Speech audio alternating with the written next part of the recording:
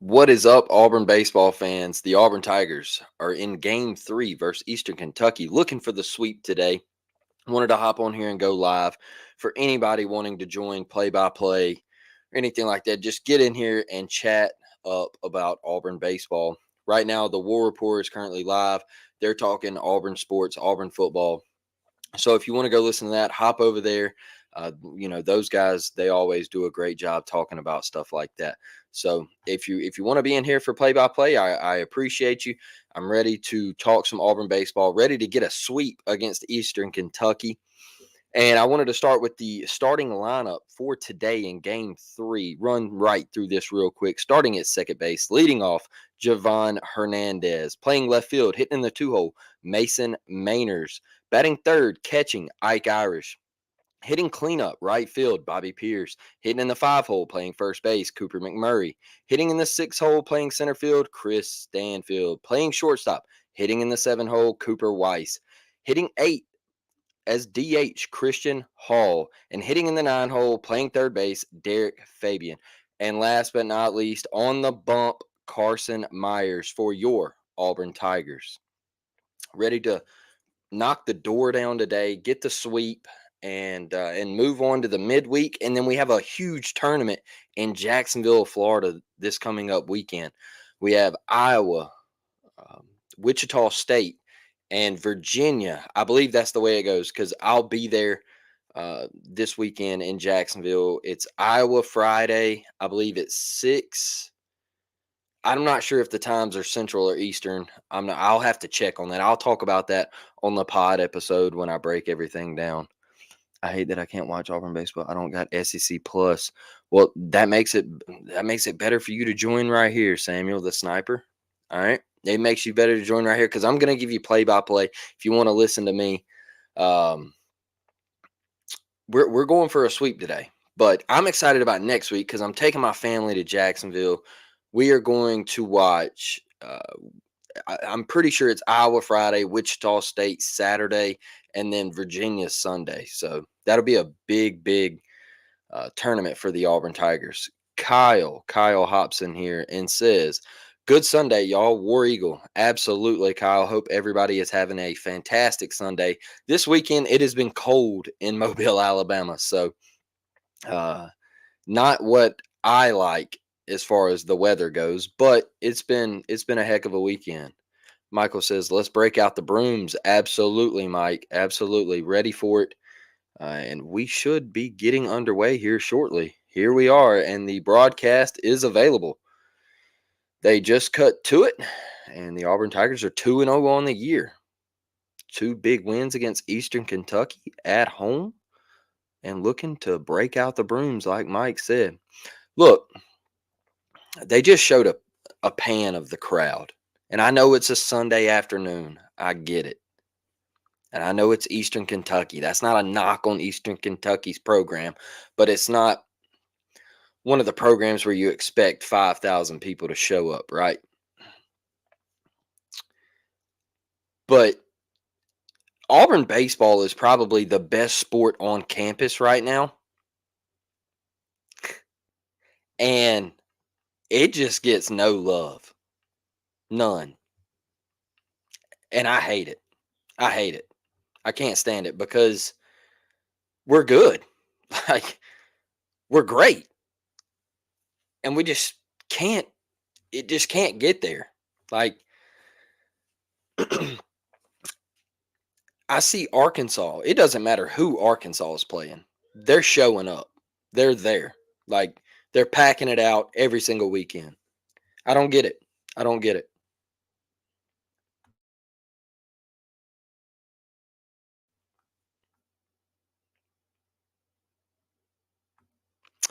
That boy Cam Tilly is filthy. I want to see him on the bump again. Absolutely.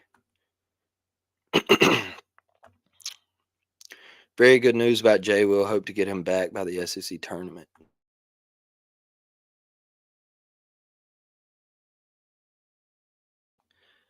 Samuel the Sniper. I 100% agree. I was saying last night in our members group chat, if he is out, the season the season might as well be over for Auburn if he was confirmed out the rest of the year. And that's just because you lose your 4 guy. And I saw people saying, well, you just move SEMO to the 4 and you start CBM, or you put Dylan at the 5 and move Jonai to the 4, and you're just losing that guy for your team. That's really what it boils down to, in my opinion. If you lose J Will for the rest of the year, you were losing that guy, that veteran presence, that locker room presence. And could Auburn still have won a couple games in the tournament? Yeah. But can they make a run in the tournament with Jalen Williams? Yes. Can they make a run in the tournament without Jalen Williams? No. So that's where I was at last night. Glad that he is okay. Loved waking up and seeing that tweet. Look at Carson Meyers. I'm excited to see Carson Meyers right here. I want somebody to step in and take over that 3 spot in the rotation. He's in a 1-2 count right now. Eastern Kentucky's leadoff always puts together great ABs. In both games, he has put together fine at bats for the Eastern Kentucky Colonels. Let's see here. Kyle Sweat says, damn, that sounds like a weekend in Jax. Yeah, man, I'm super excited. I cannot wait. There's a chopper to second, a little slow roller. The shift was on, and Cooper Weiss makes the play.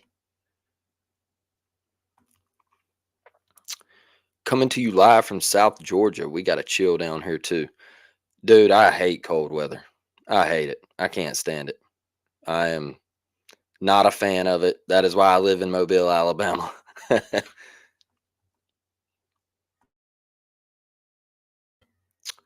That ball is fouled out of play. Carson Meyers looks good early. 6 pitches in. Looks good. Commanding the zone. Throwing strikes. That's what Auburn ultimately wants to see. We know how bad we struggled last year at throwing strikes.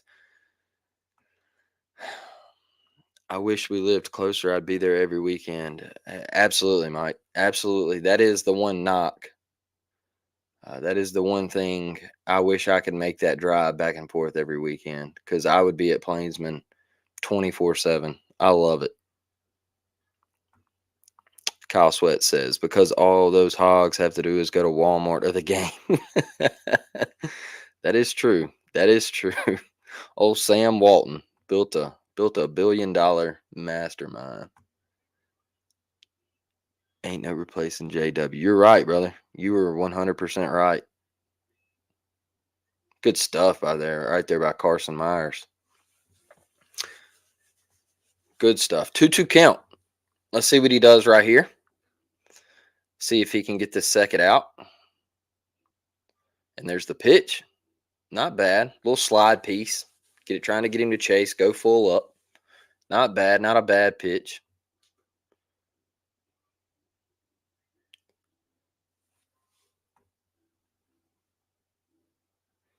Dustin says, miss seeing them orange jerseys. Yeah, bro, they're nasty. They're nasty. With the white pants. One thing with the blues, I like the white lettering, but I wish sometimes they would go with the orange lettering and maybe put like one pin, like a stripe down the leg or something, just to try to like have like an alternate, because I love the blues. I love them. I think they're absolutely disgusting, but I wish we could throw something else on it and have those as well. But the orange on white is filthy for Auburn. It is nasty. I'm really impressed with Carson Meyers here.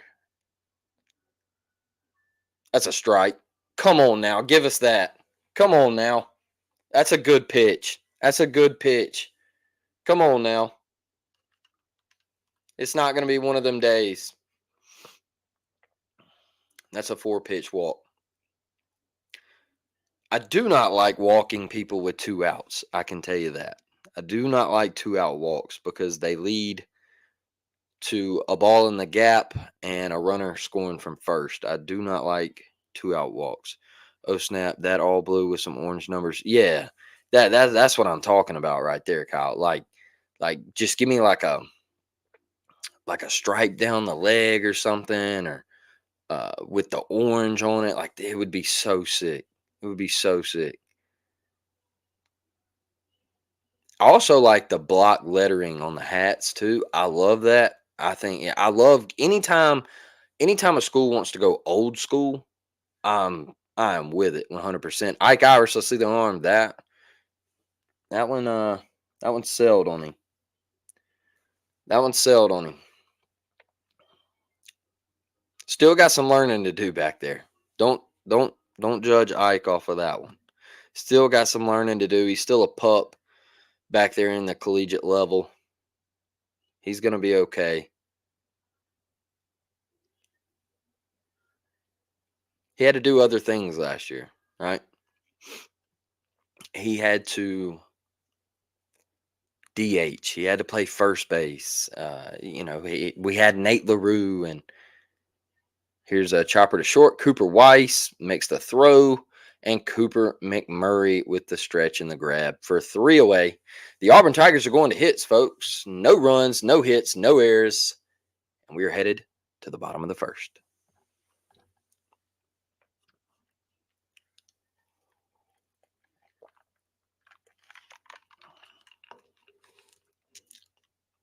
I'll tell you what I did this morning. Let's see. Jayville Eastern Time Zone. You hit Eastern about halfway through Tallahassee. Yeah. 100%, Dustin. I just don't know. I just don't know if the games, like it says that we play at 6 p.m., but I don't know if it's on our site. Is it going off of Eastern Time or Central Time or whatever? But on our site it says that we play at 6 p.m. So that's what I I spent part of my honeymoon in Jacksonville. So we wanted to do Neptune Beach. And so we went and spent like 2 nights at Neptune Beach, which was really cool. I like how Jacksonville is set up and everything. Like the beach side of it is really cool. But then after that, we went to Savannah and we did a couple nights in Savannah. And then we went to um, what's the show on Netflix that my wife's in love with up in South Carolina or whatever? The Outer Banks. We went to Charleston and saw the Outer Banks and everything. Like it was pretty cool. It was pretty cool. I like Savannah and how like throwback style it was, like old school, like everybody chill and laid back. It was just had that had that chill vibe setting. Kyle said, "Y'all enjoy. I got to roll out. My wife just picked up a smoked chicken from the neighbors. I've got the sides ready, and we're about to get it going." Love to hear that, Kyle. Enjoy your Sunday, brother. Enjoy your Sunday. And here we go, folks. The Auburn Tigers stepping up to the plate.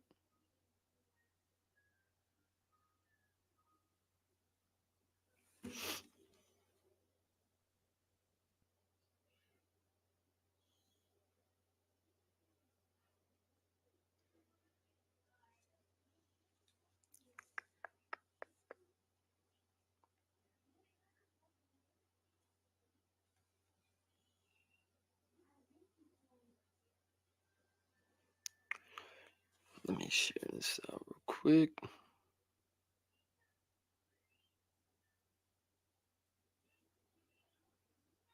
Got that posted.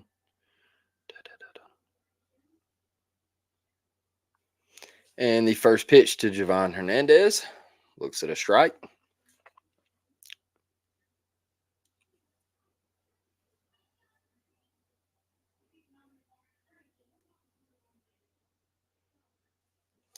And squares the bunt, pulls it back, looks at another strike.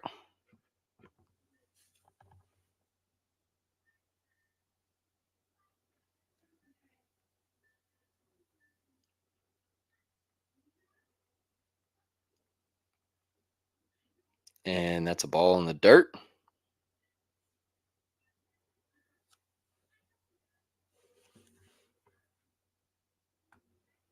Let's see. Doesn't homie from sack just got hit by another pitch.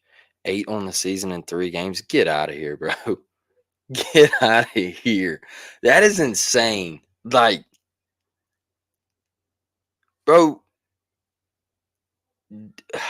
like the chances of that happening, Javon almost gets hit there. The chances of that happening are so wild and slim that you've got 8 hit by pitches in 3 games. That is insane. Javon Hernandez, great swing just right at him. Just right at him. Hell of a swing from Javon Hernandez. Nothing you can do right there, though. I mean, hit an absolute laser right at the first baseman. Nothing you can do.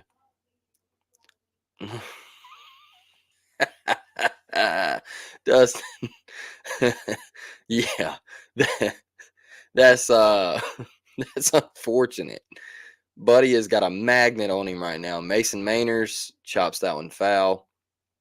Buddy's got a magnet on him for sure, and it's he's taking them. Miss Angela says I'm at work, so I'm reading along. War Damn Eagle, love that, Miss Angela. Love to hear that. We look, you're at work and you're still joining in, Miss Angela. I mean, that's just dedication. It's just dedication at this point. I mean, we love you so much.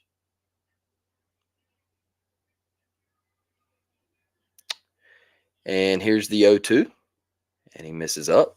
Mason Mainers trying to find a way on get something started here in the bottom of the first for the Auburn Tigers. I think Mason will play a huge role in this team's success this year. Did that get him? No, it did not. 2-2. 2-2.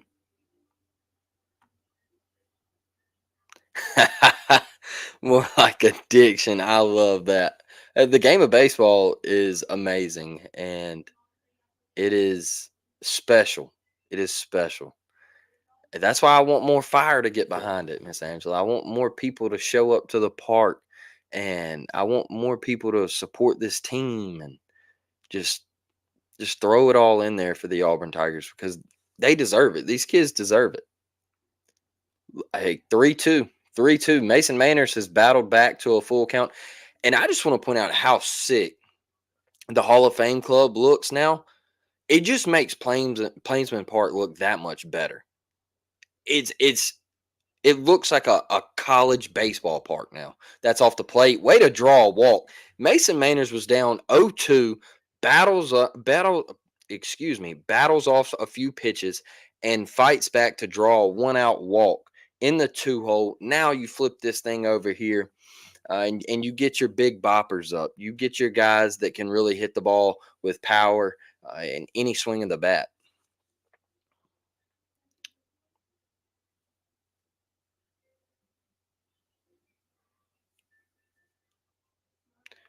And Ike Irish sees it off the plate. Ike had a rough day yesterday.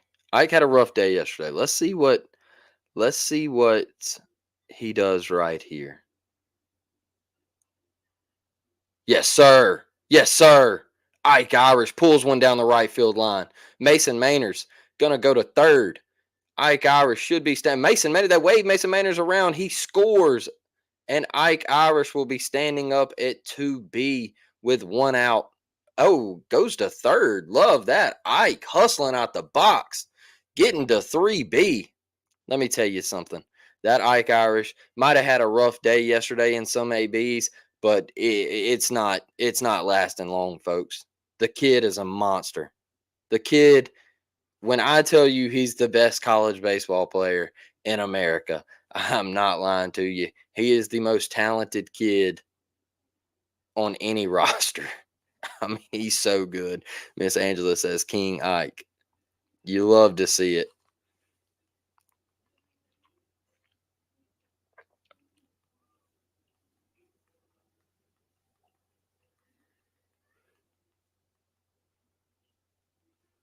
Here's Bobby. Hit a ball a mile yesterday that still has not landed. My buddy hit one smooth into the atmosphere.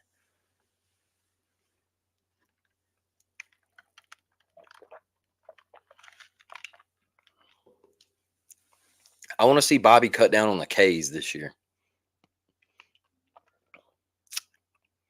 Little bleeder back to the pitcher. Ooh, he almost let that one. Throw it on the line there, kid. I that is one thing I do not like when pitchers. I know you're checking the runner, but throw a dart over there. Because when you lollipop that thing over there, that's usually when they throw it down the right field line. I want to see you throw a strike over there.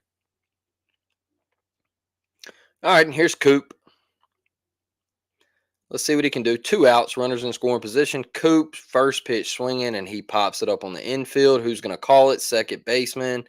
And he makes the grab, and that's 3 down. We're headed to the top of the second. Auburn had 1 run, 1 hit, no errors. We're going top 2, folks.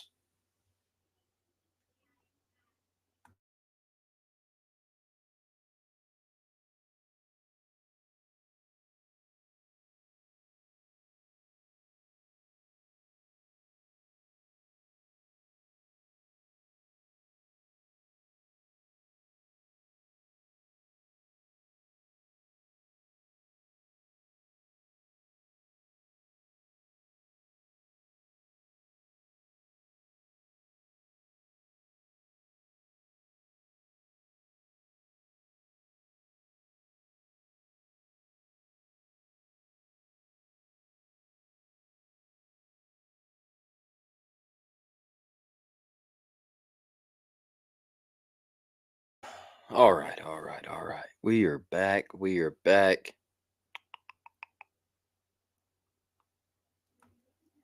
Miss Angela says, at Michael, me too.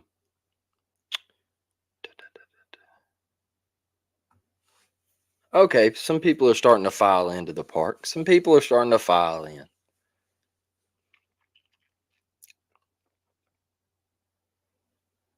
Getting out of church, getting to the ballpark, 1 o'clock start time.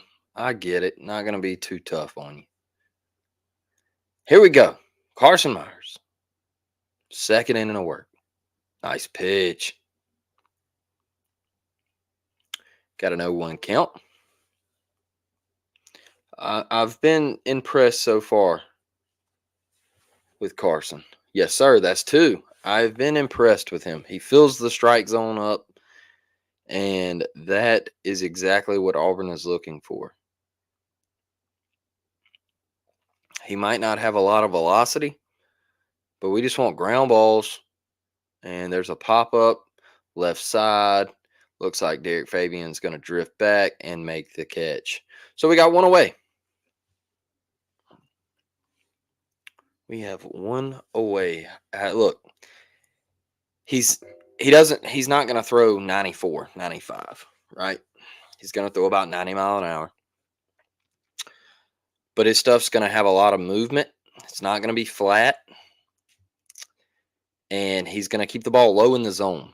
That's the biggest thing. He's going to keep the ball low in the zone, and he's going to force a lot of ground balls or lazy fly balls, pop-up action, just like you just saw. So that's what I like to see from Carson Meyers. Falls behind 2-0 in the count right here. Got 1 away.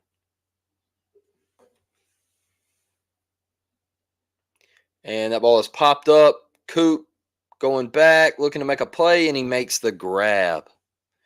Cooper McMurray. 2 away for the Auburn Tigers. Carson looks confident, too. He's got that swagger.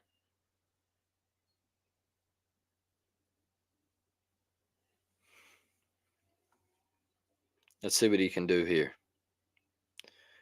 Get up a 3 up, 3 down inning. Have one right here. Good pitch. That's a ground ball. Fair ball. Cooper snags it, touches the bag, and we are headed to the bottom of the second. Auburn Tigers lead 1-0. Eastern Kentucky, no runs, no hits, no errors, and the Auburn Tigers are coming up to the plate.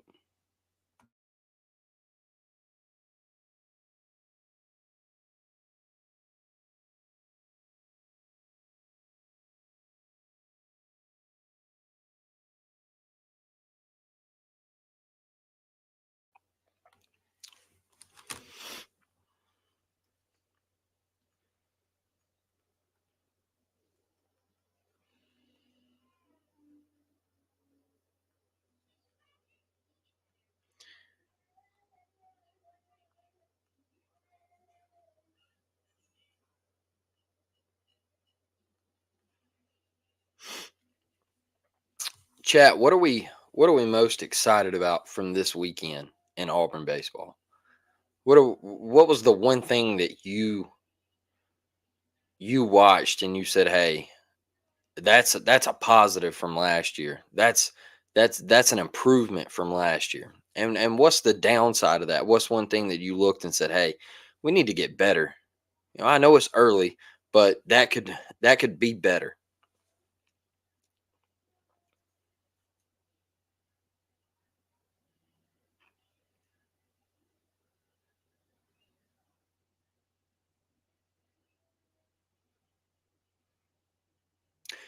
You know, I said this the other night. When I watch commercials, I think I lose brain cells of how dumb they are. Like, I'm gonna pay $50,000 for this Jeep Grand Cherokee, and then I'm gonna take it out into this field and just ride all through the field, go through mud puddles, and just do like what are we doing? Like the commercials, they just don't make sense anymore. Show me the actual vehicle. Show me the inside. Like I wanna see the nice part of the vehicle. I don't want to see it running through a grass field. Chris Stanfield, 1-0 count. See what he can do. Oh man, that is a hitting machine, people. In the six hole, a hitting machine. Drives that ball to left center. God, dude can play baseball, man. The dude can play baseball. He's so good. It's not even funny. Let me get this tweet out.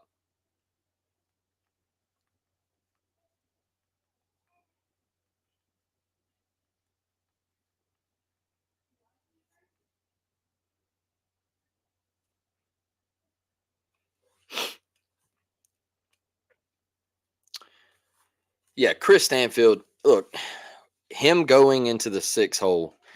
There's a lot of reasons. Great bunt from Cooper Weiss. Great bunt. Oh man, he almost got there. That's gonna move up Stanfield. But heck of a push bunt right there down the first baseline from Cooper Weiss. Miss Angela stole this one. Stan the man. Yeah, he is special. Now you got to worry about him because he will still home. He will still home now. So you got to worry about him if you're the pitcher right here. It's hard to go from the stretch with him standing on third base because he will swipe. He will swipe home plate, especially with Christian Hall. There he goes. See there, he toes the rubber right there. Christian Hall takes the first pitch strike. Stanfield is so locked in, Jackson says. Absolutely. That is a big, big. Oh, my goodness. Christian Hall. Christian Hall. Did he catch that? No, he did not. Bang. Bang. Bang. Christian Hall bomb. All right, so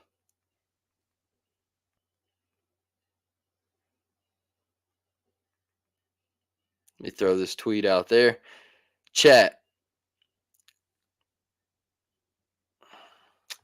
So when I did the members only pod, the breakdown, Jackson says bomb. When I did the members only breakdown, I gave Christian Hall the nod at DH because of this reason right here. He gives you quality at bats and he has elite power. When I watched in the fall games in Biloxi, elite power. And he's hitting at the bottom of the lineup in the DH spot. Your DH is hitting in the 8 hole and he can hit bombs. That okay. In college baseball, there it is. Derek Fabian. Yes, sir. Base hit up the middle. Love to see him get going early in the season. That's huge. So in college baseball, it tends like your best hitters hit at the top and everything. Look, when you start getting down towards the bottom, you're gonna lose some pop, and you're gonna just have guys that they're base hitters. All right, in the pros, anybody in the lineup can go yah. All right, anybody. In college, that 7, 8, 9 spot is base hit, get up there, battle, maybe lay a sack bunt down.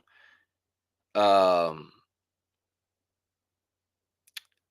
you know, move a runner over, let's play small ball type things. But you have Christian Hall in this lineup hitting in the 8 hole as a DH, and he can do things like that. So that is why I give him the nod for DH in our members only pod, is because I felt like he brought an extra power bat to the lineup. Derek Fabian swiping a bag. That's another big thing with this Auburn baseball team this year. They can run, folks. It's not like last year. I think 10 stolen bags last year leading the team will get crushed this year. I think it will get crushed.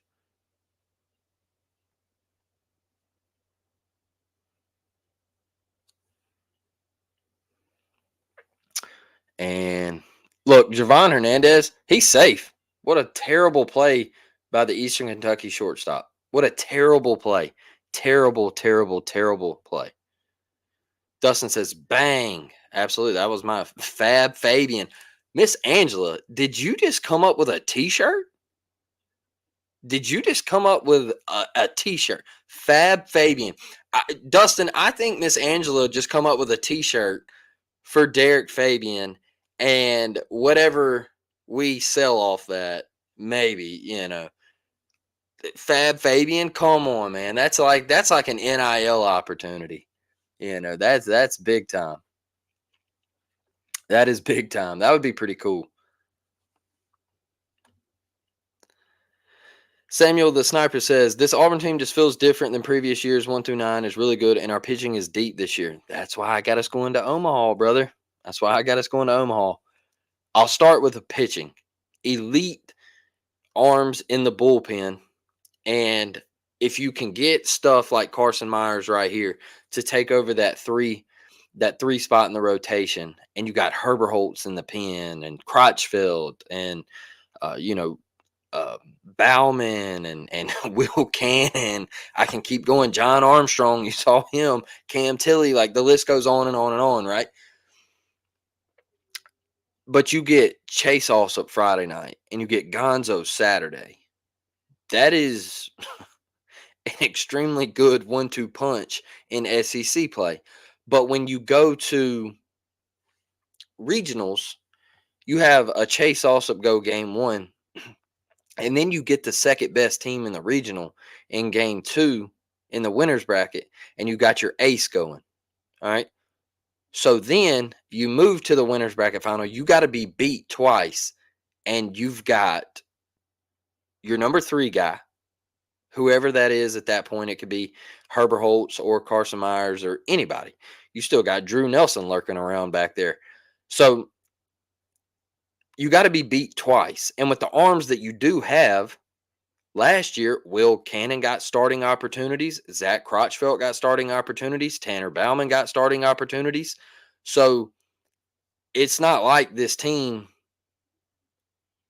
is just, inexperienced and they haven't started games. No, this bullpen has a lot of starts under their belt, and they have a lot of experience. Now, I just touched on it with Christian Hall in the lineup.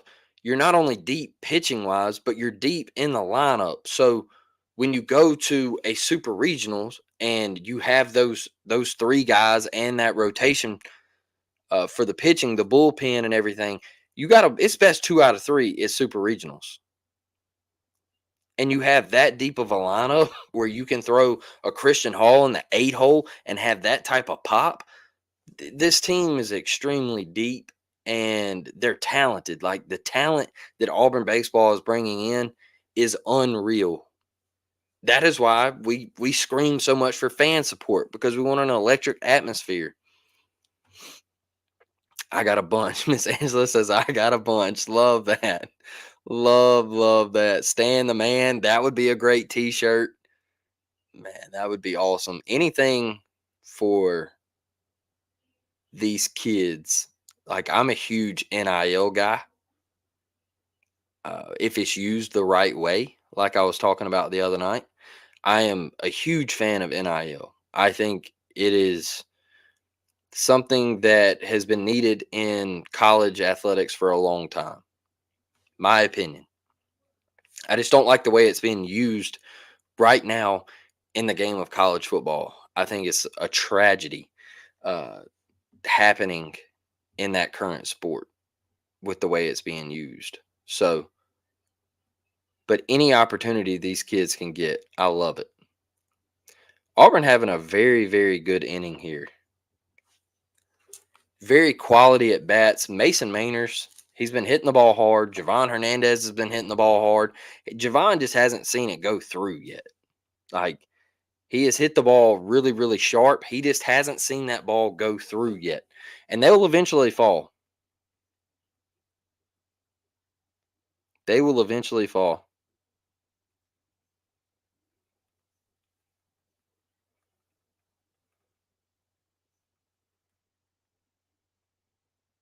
Mm, tough K right there from Mason Manners. Good at bat. Went deep in the at bat. Just couldn't get the bat to ball right there. Sometimes it happens like that.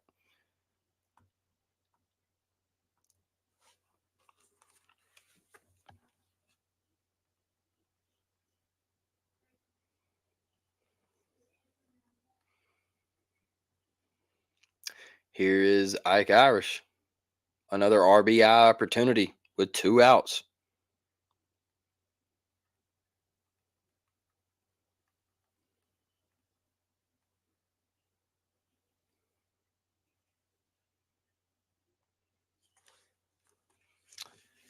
Oh, he just missed it. He just missed it. Pop up, shortstop, drifting back. Never backpedal, folks. Never backpedal. He almost dropped that baseball. The Auburn Tigers, 3 runs, 4 hits, no errors. We're headed to the top of the third. Auburn looking good.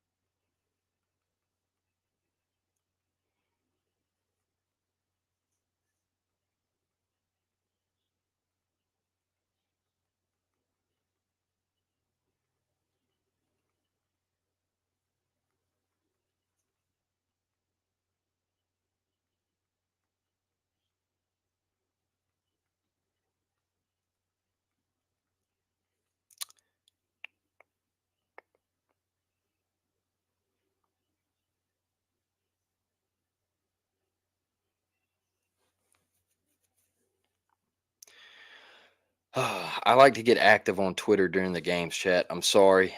Sometimes during commercial breaks, if I'm quiet, it's just me tweeting out and giving my opinion. So follow the Twitter at the Uptempo Pod, at DMashad28. Dustin, I'm sure he'll be doing some live baseball stuff this year.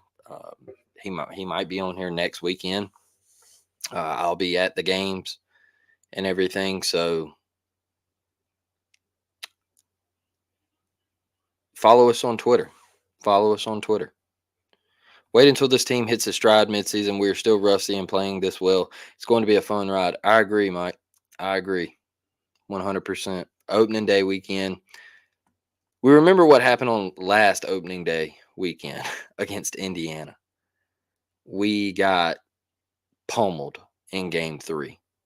and it was early and often. It was early and often. We got we got pummeled. So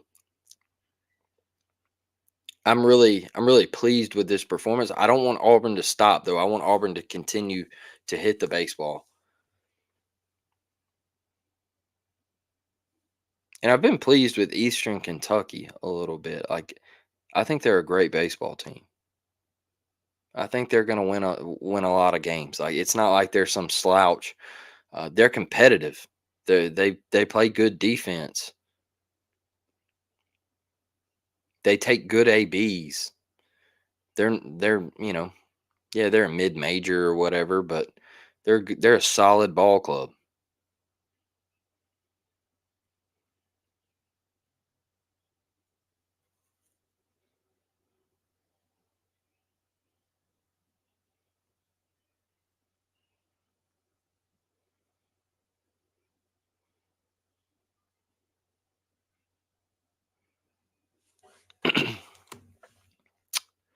Mike says, "How about Myers? He's looked great to this point." I agree, 100%.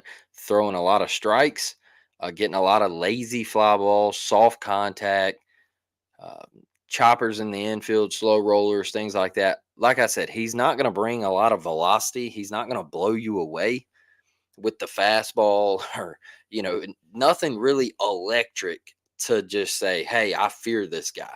But his stuff runs, it plays. He's got look, to be a pitcher, you got to have some swagger. You got to have some confidence on the bump. If not, people aren't going to respect you up there. Hitters aren't going to respect you. Like baseball is a lot to do in the mind game.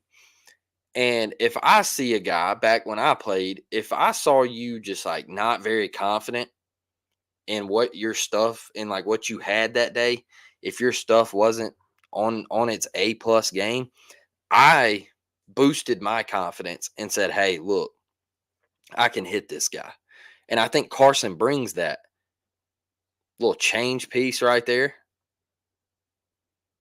And I think Carson brings that. I think he's got a little, I'm not going to say cockiness, but I think he's got that swagger and that competitive drive with him, and that's what you got to have.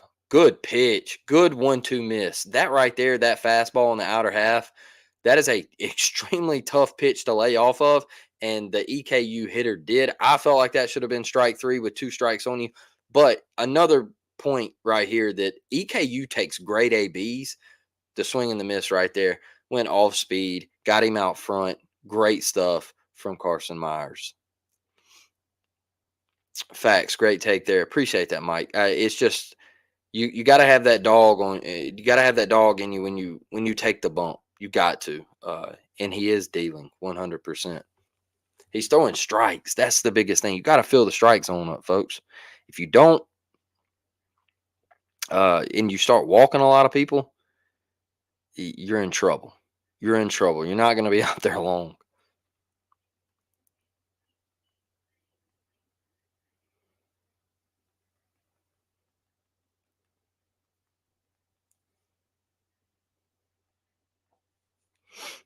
Yeah, completely different from last year. Um, Game three in the first series against Indiana, completely different. Cruz and Carson having a day. Miss Angela, you were great at this. I love it. I love it. Cruz and Carson. Yes, Dustin, get on the horn with Ike. I know he's at the women's basketball game today, but we got some t-shirt opportunities, and I think Miss Angela, we could get her name out there as well. So I think that'd be really cool. Just something to do for the guys, so they could have fun. I think the guys would love it.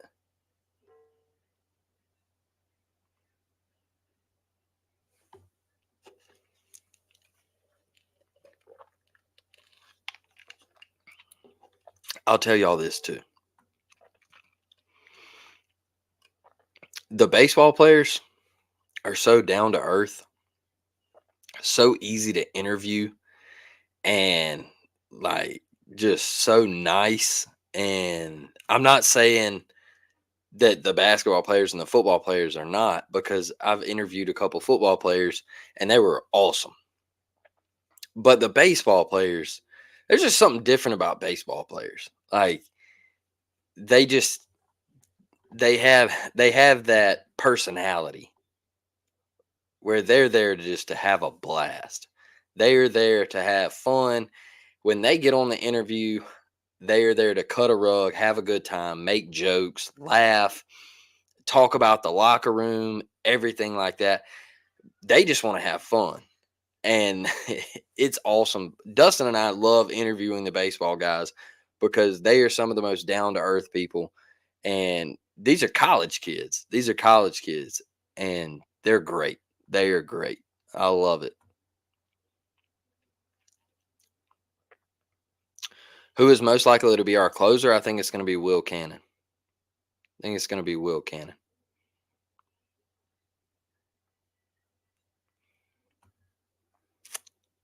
These guys are legit on and off the field, always respectful and very inviting and accepting. You can't teach that 100%, Miss Angela. And we see it every day. They are awesome. They're great. I think that's a Bobby draws the walk right there. Great AB, gets it to a full count, draws the walk, sees the pitch down in the dirt. And the leadoff guy's on for Cooper McMurray. I think that is a big reflection of your head coach and the assistants around him. And I love what Butch Thompson has brought to Auburn University. I think he is the guy to bring a national championship to this program. Good take from Coop. Obviously, that outer half is not there today. I think Will was named the closer. Yes, ma'am. Yes, ma'am. I think it will be Will 100% this year. And the arms getting to Will are absolutely disgusting. So I think it's a big reflection of your head coach, Butch Thompson. His ability to just bring in the elite talent from all over the country is really big. But the biggest thing in baseball, and what I learned while I was playing in high school and junior college, is your coach has the ability to really impact you off the field. And what I mean by that is you can listen to things your coach says at practice, and he can impact you 10 years down the road. You're driving in the car one day and something has happened, and you're like, dude, you know what? My high school baseball coach told me 10 years ago that this would probably happen or something along these lines. And he told me how to handle this situation. It's not always about baseball. And I think Butch does a great job with that with these guys. Like he teaches them how to become young men, and he teaches them things that they're going to deal with in the future. Coop with the swing and the miss right there. That's one out. Looking for a pitching change right here from Eastern Kentucky. But I look back at my high school coach, and he impacted me. I transferred from the first high school. I actually went to high school with Michael, and I transferred from that school and went to a school in another school in Mobile. And I ended up finding the best coach that I've ever played for. And he impacted me. He got me caring about my grades. He got me just caring about baseball again. He got me doing all the right things in school and everything. And I still, to this day, I still talk about him on social media. And he doesn't have social media, but his wife does. And she messaged me, and she was like, the way you still talk about Coach Brazil, like he loves it. He thinks about you. I saw him playing golf like 3 or 4 months ago, and he come up and hug my neck. Like it's stuff like that with baseball that you make that extra bond. And Butch Butch does that with these guys. The way he still talks about his former players and everything is just he's a great dude. That's why I stressed last year because I was worried when Mississippi State was bringing up that they might be having a coaching change. I was so worried that the one guy they would go after is Butch Thompson because I do not want that to happen. I do not want that to happen. So I think the world of Butch Thompson. I think he's the best. Chris Stanfield back up to the plate. 0-1 count. Watches that first one.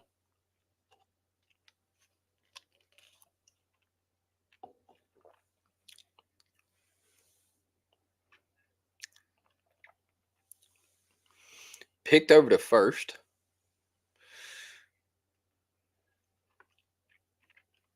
Ball get away. Let's see the replay here. Picks over to first. Yep, ball gets away. Hits the umpire. He is in play. So that is not a dead ball or anything like that. He is in play. Bobby moves up to second. 1 out. Chris Stanfield with an RBI opportunity. And he sees the slider down and away in the dirt. Got a 1-1 count.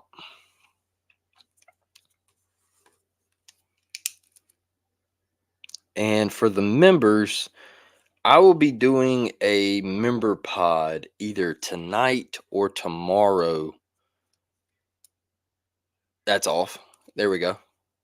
2-1. I will be doing a member pod for you either tonight or tomorrow. I will have to check. I got family coming in. My in-laws are coming in, so I'm not sure how it's looking this afternoon in the schedule.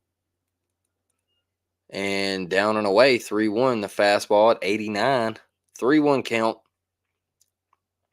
right here to Chris Stanfield. Extremely hot. I don't know what you do. You're looking for a fastball right here. Obviously, if you're Chris, 3-1, they don't want to walk you. But if I'm Eastern Kentucky, I don't know if I want to pitch to Chris Stanfield. And he flares that one out into shallow center. I'm okay with that swing. I know he didn't get all of that baseball, but I'm okay with that swing from Chris Stanfield just because of how hot he has been at the plate. You're 3-1. You know you're going to see a fastball. Be ready. Be geared up for it. He just missed it. So I'm not mad about that swing. A lot of people in baseball would say, oh, it's 3-1. Why are you swinging? Well, 3-1, you're going to get a fastball and you can do a lot of damage. That's things we call hitters counts in baseball. Good swing from Coop. Good swing from Cooper Weiss. I'm really impressed with this kid too, Cooper Weiss. I think he is going to be an absolute star this year for Auburn. Butch Thompson doesn't get talked about enough because he just so happens to be at the same school as Freeze and Bruce, but he's incredible. 100%, Jackson. 100%. And I always drive the point home that I know Auburn is a football school. I get it. I love football. I love Auburn football. I love Jordan-Hare Stadium. I love Tiger Walk. I just think the world of everything on a Saturday in the fall at Auburn. But I want Auburn baseball to be up amongst the elites in the SEC with LSU. Oh, great block right there by the Eastern Kentucky pitcher. Even though Bobby advances, heck of a block right there. That's the kind of stuff I'm talking about with EKU. They're a very good club. They're just a little mismatched in talent, I guess I'll say, against the Auburn Tigers, but a very, very solid baseball club. But Jackson, I just want us to be amongst the elites in the SEC with crowd attendance and atmosphere at the ballpark. Like when you go to an Alec Box at LSU in Baton Rouge, we got to make that trip this year.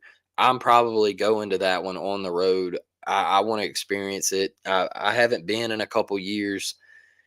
And so, like, you go to the Bomb in Fayetteville, you go to up in South Carolina, Coop, get through there, base knock, baby, big 2-out hit from Cooper Weiss, huge 4-0 Tigers, huge. Cooper Weiss going to be a star, like I was saying, but I just want that atmosphere. I think we're doing great things to get it there, and that's all credit to Butch and these guys for the success that they've had over the past couple years.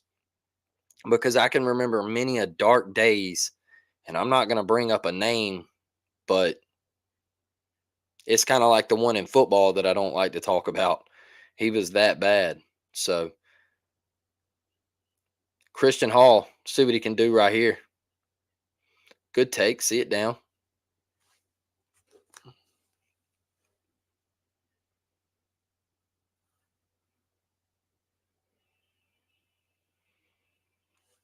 One 0 pitch. Oh, good take. Good take. Good take. Good take. 2-0. Thought he was about to leave that one belt high. And he toes the rubber. 2-0 pitch on the way. 2 outs, bottom third. Runner at first. Christian Hall. And that's a pass ball. It gets away. Cooper Weiss swipes second. And now Christian Hall in a 3-0 count will have an RBI opportunity. What do you do with Christian Hall here? Do you make him take, or do you let him swing it away? Look, I'll let him swing away. I'll let him swing away. 3-0 count early in the season. You're up 4-0, bottom third, runner on second. I'll let him swing away. Green light all day. You just hit a freaking nuke. And that's a 4-pitch walk. So, absolutely, Mike. Absolutely. 4-0. You're in a non-con game, opening weekend. Let him swing. Let him swing. But to that point right there, I'll tell you about Christian Hall. His at-bats in the fall that I got to see were some of the most impressive ABs that I've seen in college baseball. Like, I was immediately on the Christian Hall train. Super impressive. Just like the patience and presence at the plate, his eyes, and that's the biggest thing is your eyes at the plate. You got to have an eye. You got to be able to tell a strike and a ball apart. And you see that right there. Like he's geared up to hit. Everything's in motion, but he knows the difference. He's like, hey, that's a ball. Like, it's borderline, but it's a ball. And I was just super impressed with him. And then when he did get that strike, he tagged it. And I DM'd him after the game, and I was like, hey, Christian, like, impressed. I'm huge fan. Super impressed with you. He said, I appreciate it, brother. Like, thanks for reaching out. War Eagle. Love it. And we swipe double steal. 0-2. Fabian swinging. Little hit and run action there. Excuse me, double steal. I don't know why I said that.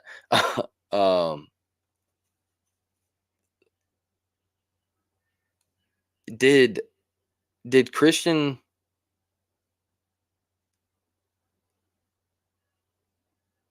Yeah, I didn't think. Did Christian? Yeah. I don't think. Yeah. There we go. Yeah, Christian didn't take second. I forgot Christian was on first. Fabian, let's go! Bang! Big 2-out hit. Bang! Christian did take third though. Let's go. Derek Fabian breaking out, having a day. Love to see it.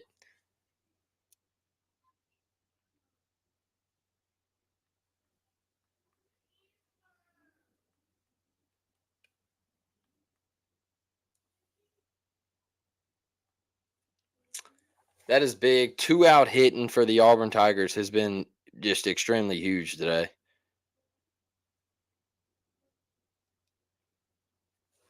Now you're back to the top, Javon Hernandez. Let's see one of these balls get stung by Javon and find the gap. I feel like he is. I feel like he's really hit the ball hard this weekend. They just haven't found the gap, and they will. They will. They'll find the gap, but he's just been unlucky. He's just hitting it right at people, and that'll end the inning. Auburn up 5-0, going to the top of the fourth. Big 2-out hitting right there from the Auburn Tigers. And I'm about to get to your comment, Samuel the Sniper. 5 runs off 6 hits, no errors for the Auburn Tigers. Let's go to the fourth. Samuel the Sniper says, I consider Auburn a baseball school now, too. We have had dogs come through like Casey Mize past couple of years.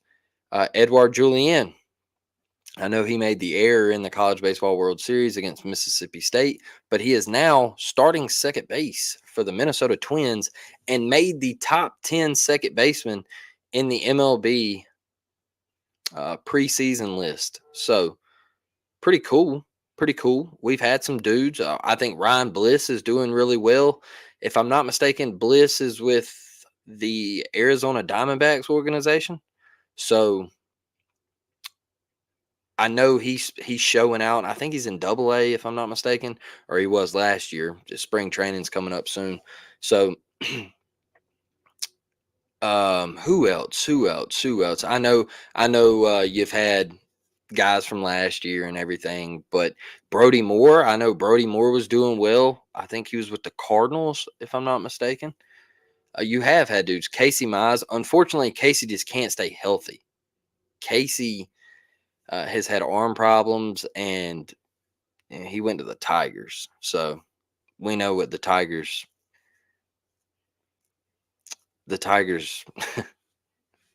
I don't like down in organizations except if it's the Red Sox, but you know, the Tigers are the Tigers. They're just Keegan Thompson. Yeah, Mike, great job right there. He's with the Cubs, I believe. Um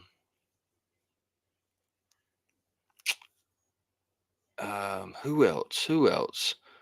Who else have we had in the pitching staff? Um let's see. I know we're missing a couple.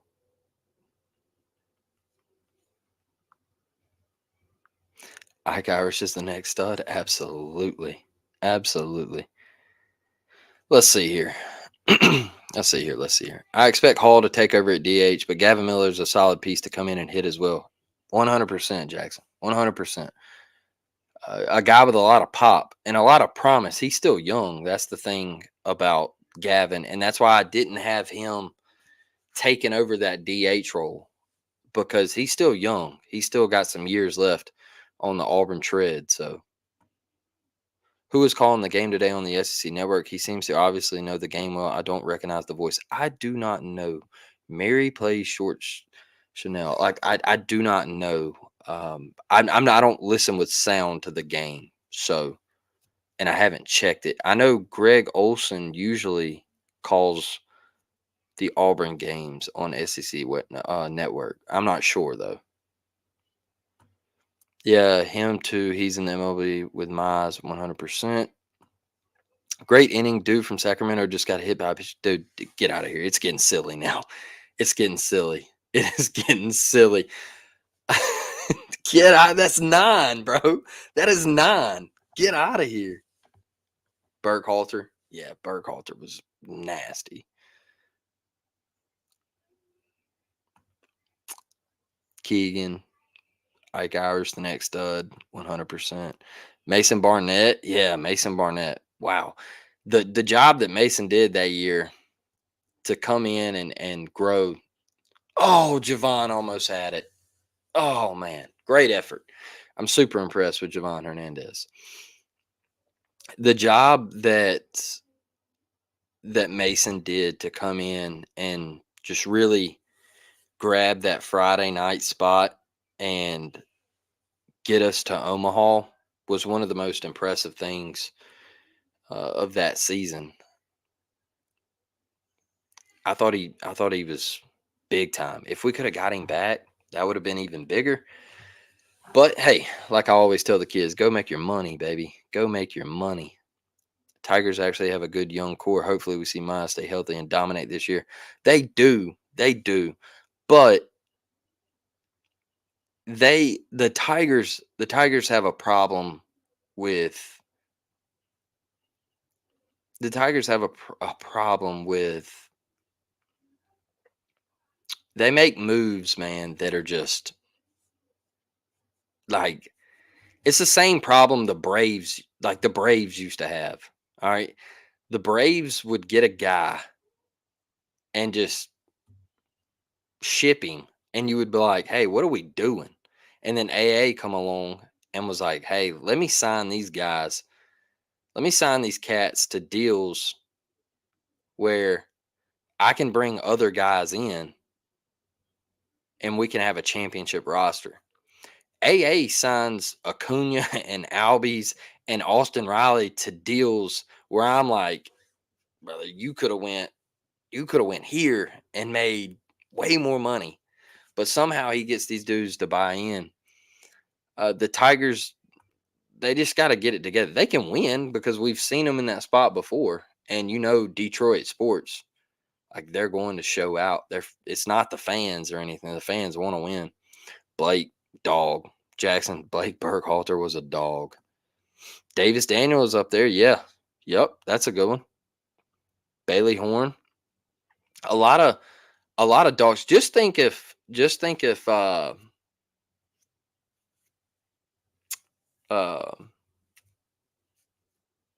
goodness gracious, my mind just went blank. Man. Gunnar Henderson. Just think if Gunnar Henderson would have stepped on Auburn's campus. Like how crazy would that have been? An elite infielder. And the Orioles are stacking talent. The Orioles are getting after it. They used to be like the AL East gimme games. Like whoever beats the Orioles, if you don't drop games to the Orioles, you're going to be okay. And I want to go back up to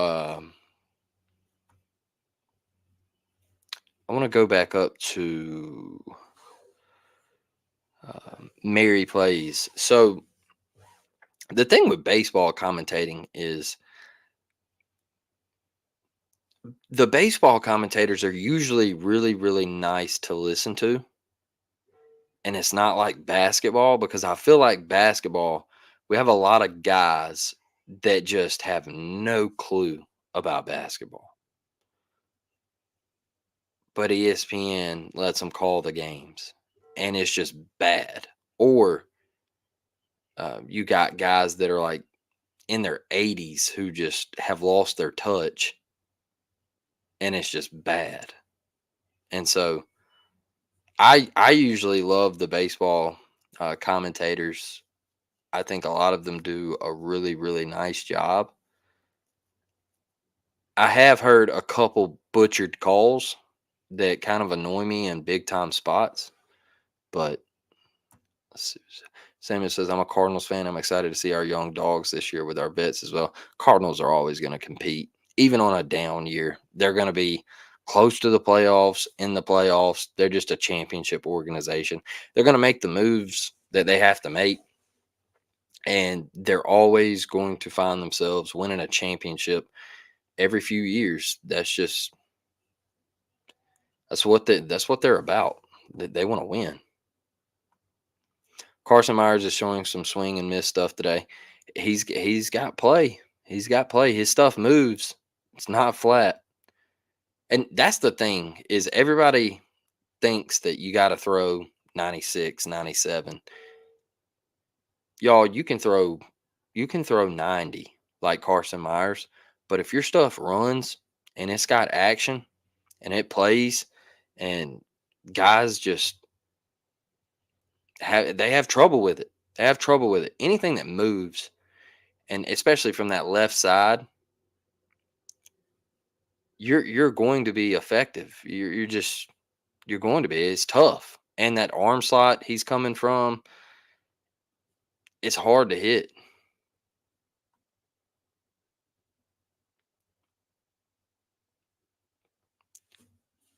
College basketball. That is college basketball, bro. Like the most strangest sport in the world. If you want to see pure excitement,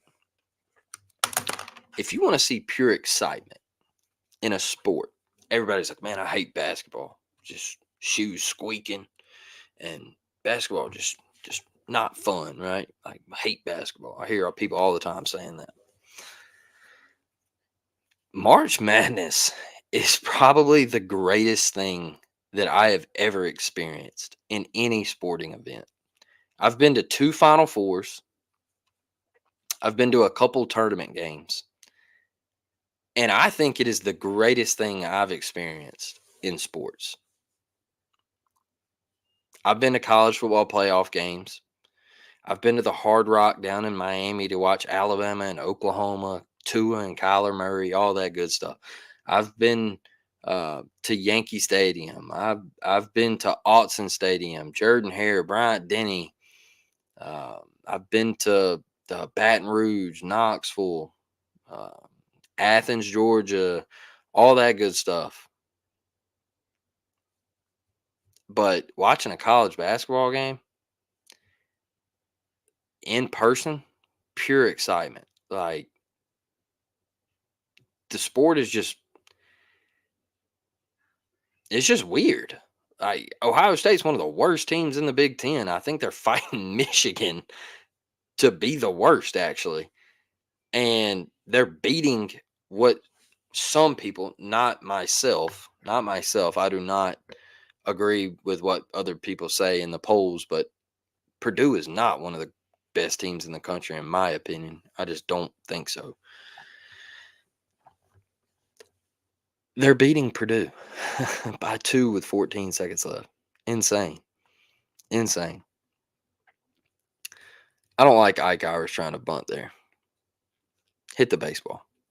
I don't ever want to see you bunt. Ever. Ever. Swing. I want to see you swing. Yes. Yes. That is why I don't want to see Ike Irish bunt. Great play. Great play. Way to hawk it now. EKU, that's what I'm telling you. Eastern Kentucky, good baseball team. They're not some slouch. They just won. Wow. There you go. Purdue wins.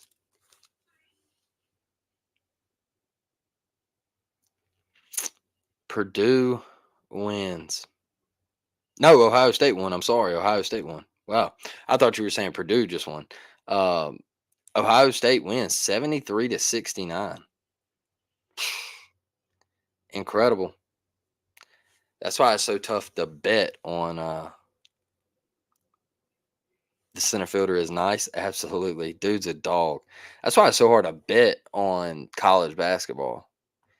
Like I've had numerous people say like, "Hey, like what's your best basketball play this Saturday?" I'm like, it's hard to just throw out college basketball plays because it's the toughest sport to bet on. It's incredible. Bobby just missed that. My goodness, he just missed it. He just missed it. Let's head to the fifth. We're up 5-0. Not much action there. Still 5 runs on 6 hits, no errors. EKU, no runs, 1 hit, 1 error. That's the Ohio State coach getting fired. Effect, they win a game right after he got fired. I never really understood. He wanted to play like more defense. And I followed Ohio State basketball a little bit because I'm like a huge Jimmy Sotos fan. So I follow him on TikTok and all that stuff. And when Jimmy got popular, I just kind of stayed with him. And now he has like his own little podcast. And I listened to it. And he said that when he transferred there, Jimmy didn't play a lot of defense. And that's why he didn't get a lot of run at Ohio State.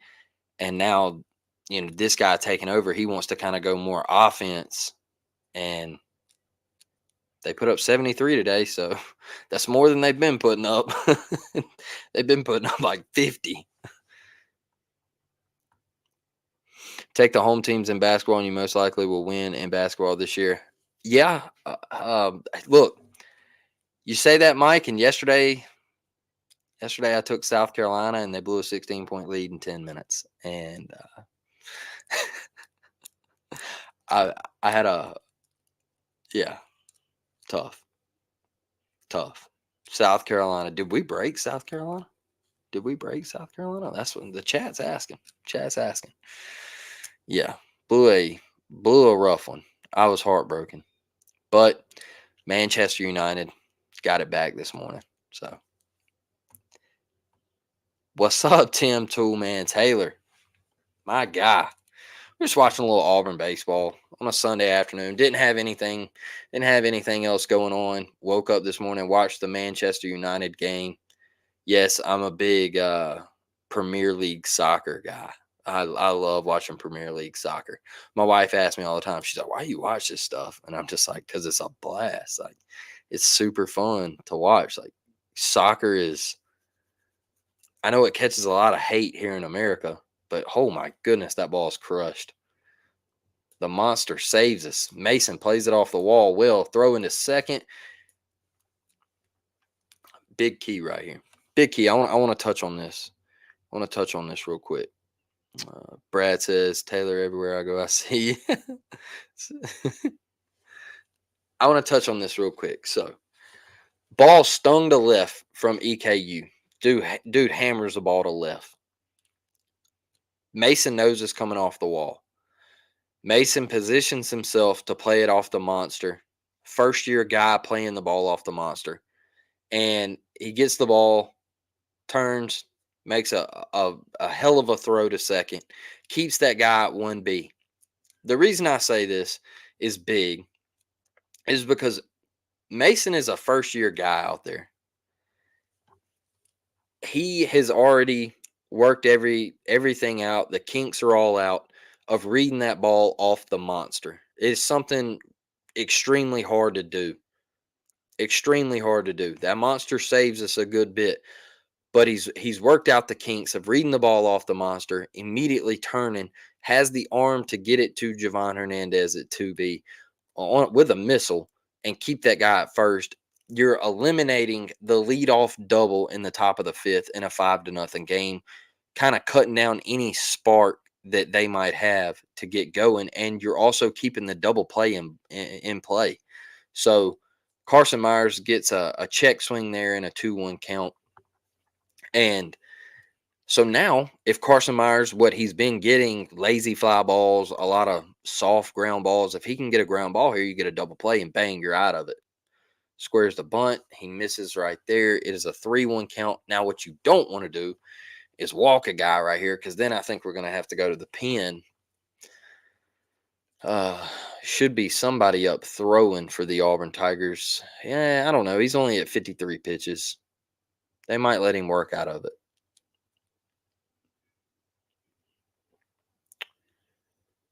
There's your ground ball, folks. Javon. Hey, I'm perfectly okay with that. Javon Hernandez. The ball brings him to first base. He looks at the runner going to second. He says, let me get the for sure out at 1B. We just saw a play with Eastern Kentucky with Derek Fabian at 2B. Ball hit in front of Fabian. He kind of drifts off the bag a little bit. The shortstop from EKU fields it. He pitches it to second, thinking that he can get Fabian. He doesn't get it, instead of going to first. And now you got runners on first and second for Auburn. Bang. Javon chose the different route. He said, hey, instead of getting that force at second, maybe it's a close play. Let me go ahead and get the automatic out at first. And we got a runner at second with 1 out. Always take the for sure out. Always take the for sure out.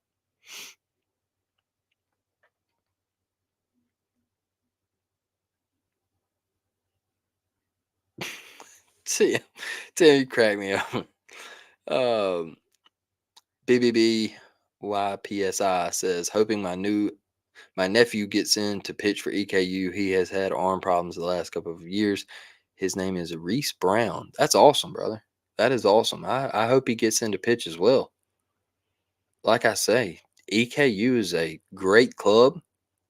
They play fundamental baseball. They've played really well. They play the game the right way. They hustle. Looks like they play hard for their coach. I've been really, really impressed.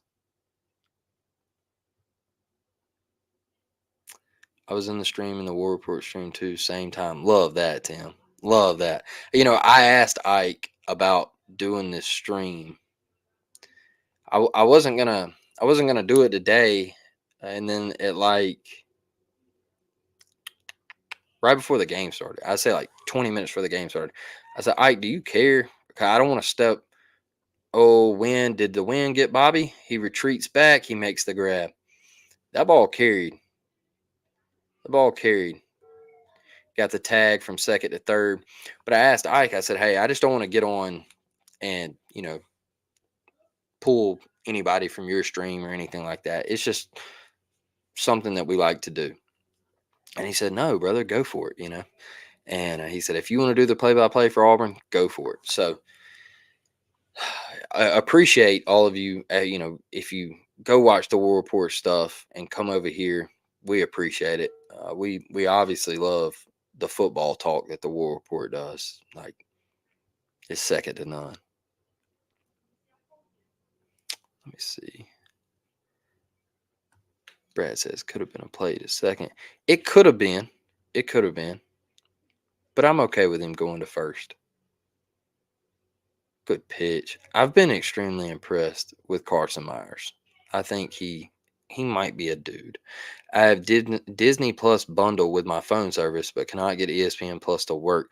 Ask for my cable provider. Total BS. Huh.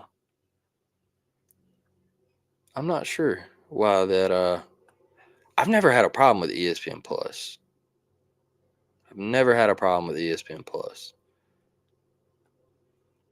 I think ESPN Plus is an add-on. My wife has Disney Plus too, but I had issues with ESPN.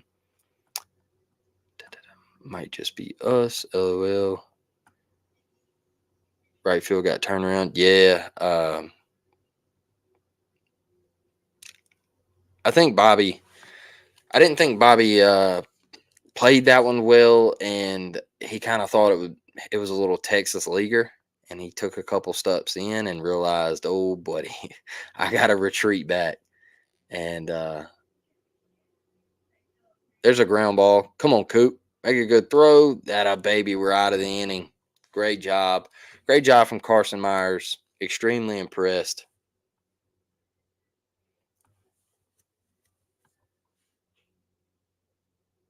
Saban was the brand, not Bama. I love the name. Shouts out to Ike for that. Yes, Ike's one of the best people I know, y'all. Like, when I tell y'all that dude is one of the hardest working people that I know, just such a good dude. All like Mike, C Dub, B Will, they have all been extremely, extremely great to myself and Dustin. I couldn't ask for better people. Like, Ike is a dude. Ike is a dude. He will give you the shirt off of his back. I'll tell you that. ESPN Plus is a separate package. Any subscription that they can get you to pay for $5.99, they're gonna do it. They're gonna do it. Like, they started putting college football games on Peacock Network. Dog, like, thank goodness my wife has a Peacock account, because they're like, uh, Michigan and Northwestern is on Peacock Network today, and I'm just like, look, when I go to my dad's house, we put like 12 games on in the living room. We got like 3 TVs. It's all set up. Food's in the kitchen. Go get what you want. Bring in the living room. 3 TVs set up. Big TV's got SEC on it. Just one game. All right. My dad's got like a 75-inch. It's just got the game of the day on the SPD. 11 a.m. game, 2:30 game, 6 game. Big TV stays on SEC. 2 smaller TVs. Uh, my brother's got his YouTube TV going and everything, and he's multicasting and everything. Got it all set up, right? But now, like, we got to watch a game, and this game's on Peacock. Anything to get you to subscribe for $5.99 a month that they can possibly get you to do, they're going to do it. It's aggravating.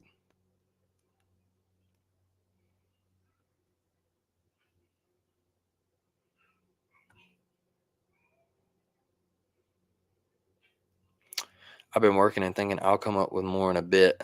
Love that, Miss Angela. Love that. We appreciate you. You have been great.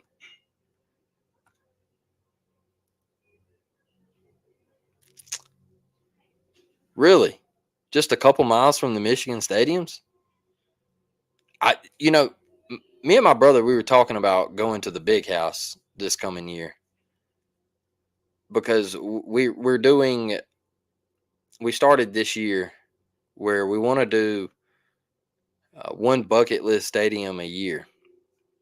And last year we went to Autzen in November, and we got to watch the Oregon Ducks in Austin. Great AB from Coop there. Didn't really chase anything, and drew a walk there in the bottom of the fifth. Leadoff guy is on for the Auburn Tigers, and so we want to see a game in the big house, and especially with USC and Oregon and Washington and everybody coming over into the Big Ten. That's going to be pretty hype. So I'm about this close to just feeling like we should have just stayed with cable, man. Yeah. With all the networks, it gets confusing. Brother, tell me about it. Paramount Plus, just any streaming, YouTube, Hulu, all this stuff. It is just, ugh. It's like, it's everywhere. It is everywhere.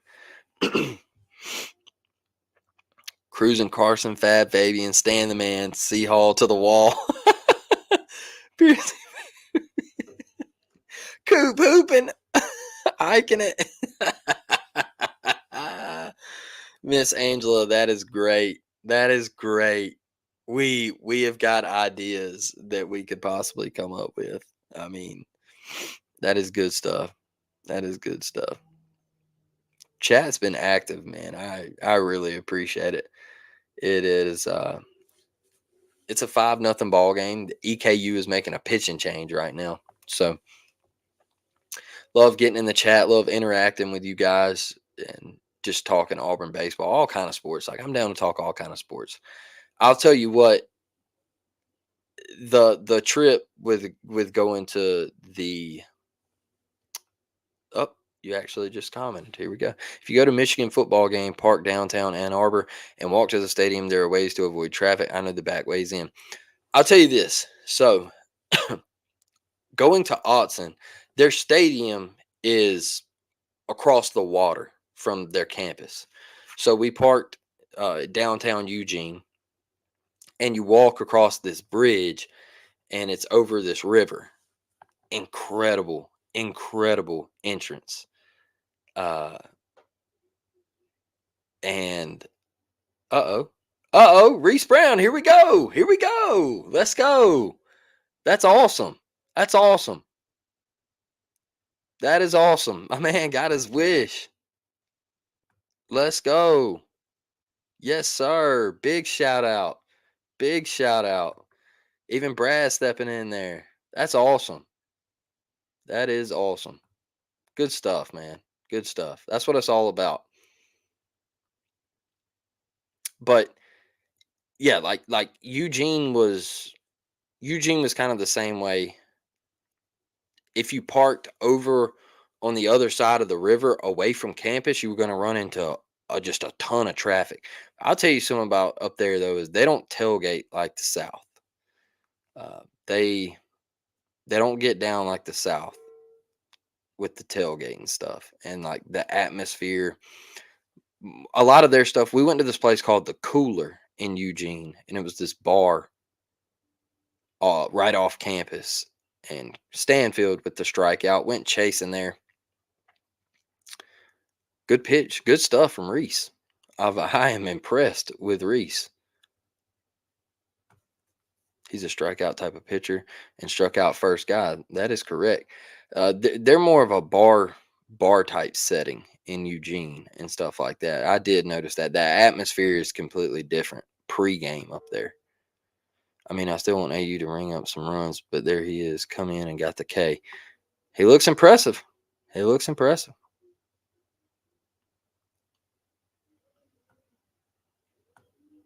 %. Put it down and away. Looks like a fastball coming at you, and then just breaks off the table. 2-0. Cooper Weiss.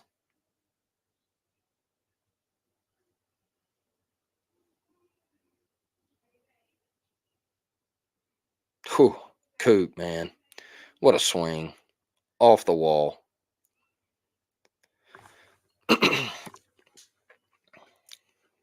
That drives one Coop to third, one Coop to second, and we are in action. We are in action. One out, runners on second and third.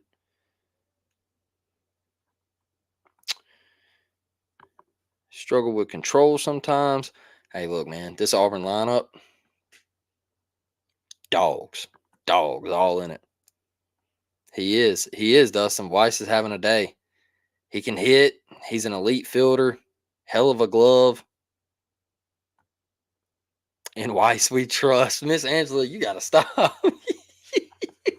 Hey, that is good stuff. That is good stuff. Miss Angela is on one today, Dustin. She is on one today. Love it. She is killing it.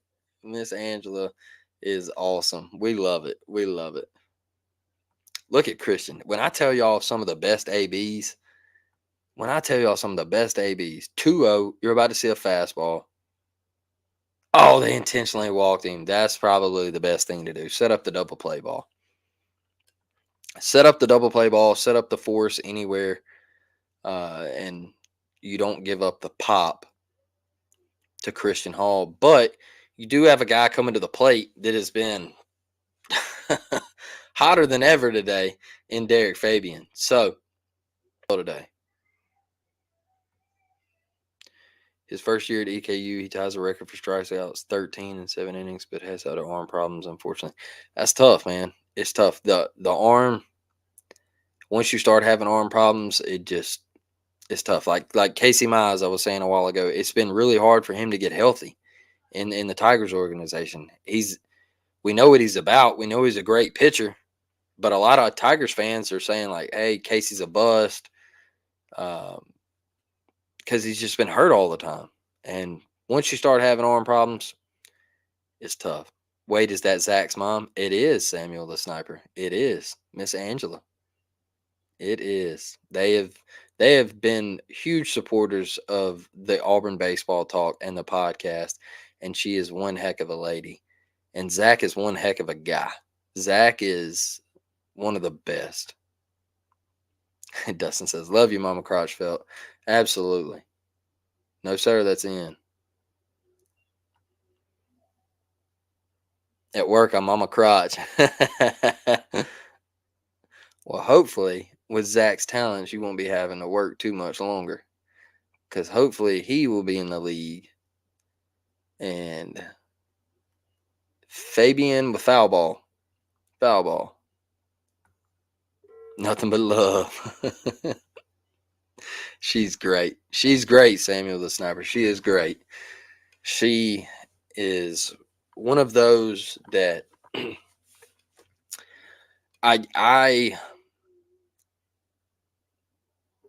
she is one of those that her son comes 16, 17, however many hours away, and she is on every pitch, brother. And Fabian drives one right center. Get down. There we go, baby.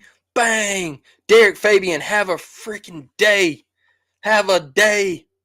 Cooper with an awkward slide into home plate. But hey, great AB from Mr. Fabian. But Mama Crotchfeld is absolutely amazing. I tell you right now, just praying for her son, just always on every pitch from Zach, wishing him well, and just being the best mom she can be. And we are glad to have her with us. And Derek Fabian is heating up, folks. He is heating up. Fab Fabian. Good AB there. Yes, sir. Brad says, boom. Love it. Love it. Fab Fabian, Jackson says. Look, it's hard to hold this Auburn lineup down. It's tough. It is tough. Butch, the job that he did in the transfer portal, before the season, I was telling people, when you get a Derek Fabian to transfer to Auburn, a guy that his team just played in the College World Series final last year, and he was a starter on that team before he took a ball to the face and couldn't get back on the field last year. You get that type of talent to transfer into your program, and you go get a guy that hit 348 last year. Yeah, I know he played at one of the people love to say mid majors and G5s and everything like that. But you go get a guy like Christian Hall with that type of pop. Come on now. It's getting silly, the type of talent Butch Thompson's bringing in. It's elite.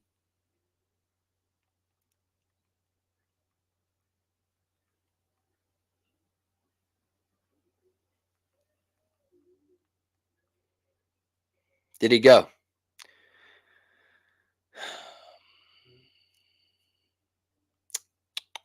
2-2 count. I'm impressed with Javon.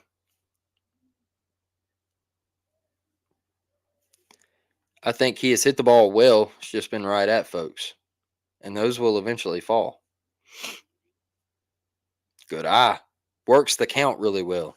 Works the count really well. That is one thing that I'm really impressed with. Casey Meyers' career reminds me of Mike Soroka kind of. I agree. Just super unfortunate. Just one of those guys that has very, very good stuff, super talented, but just unfortunate. It's just hurt, and it sucks because you know what they can be, and injuries hurt. They're just not fun.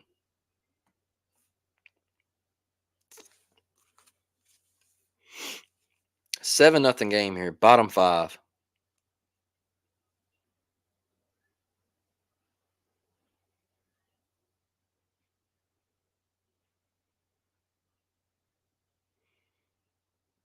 Come on, Mason. Have an AB, kid. Have an AB. 2 out hitting.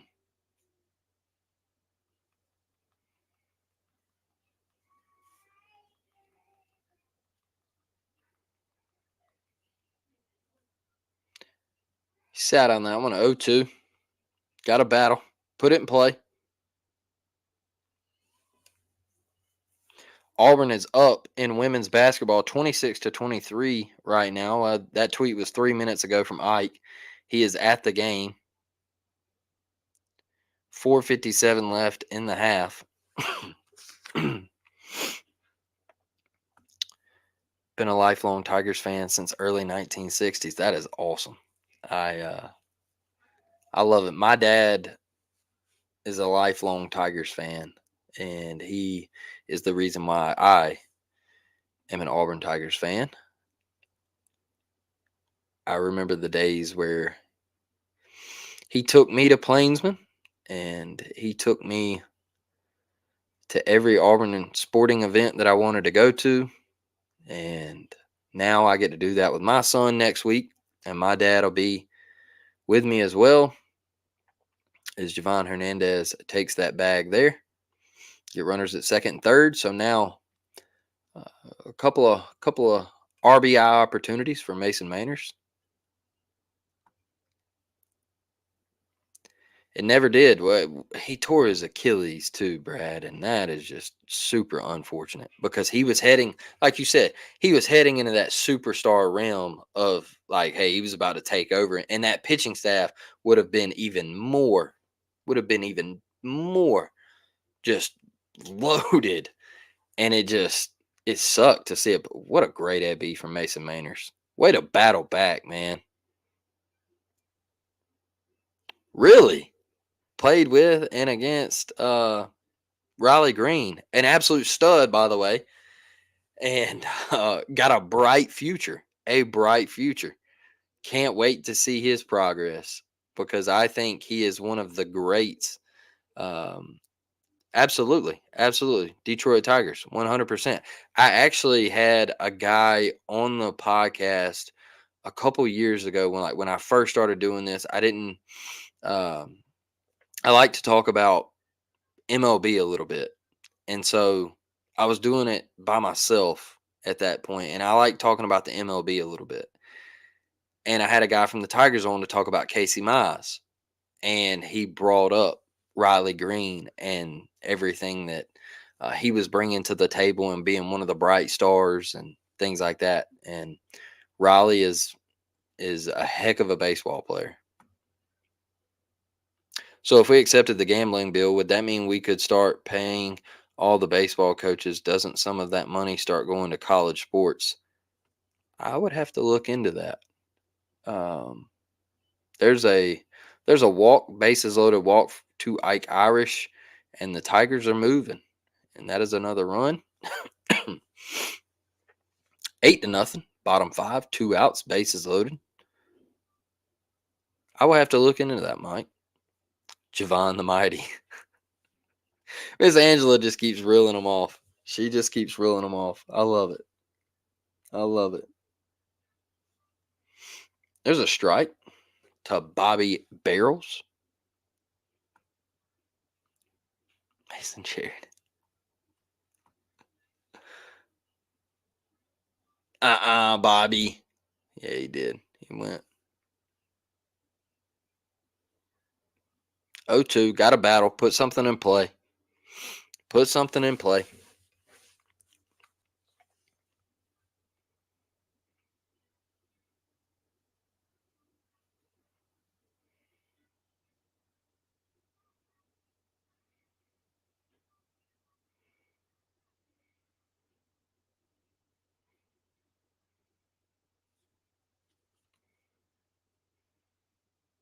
Bobby fouls one off. Whoa, Chad, this is crazy. Go check out the Auburn Baseball social media page. It's a picture of Carson Meyers as a kid in an Auburn jacket in Plainsman Park. And it says full circle moment. Carson Meyers is right back where he was nearly 20 years ago. Hashtag War Eagle. That's awesome. That's awesome. That's what it's all about. That is what it's all about. I'm sure it's a surreal moment. Bobby Barrels to third. Great play from EKU, third baseman right there. Makes the snag. We are out of the inning. We're headed to the top of the sixth. The Auburn Tigers are up 8-0.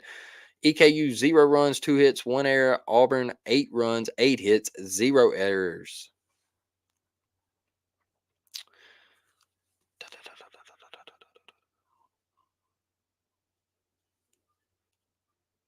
That is pretty cool. I just saw that.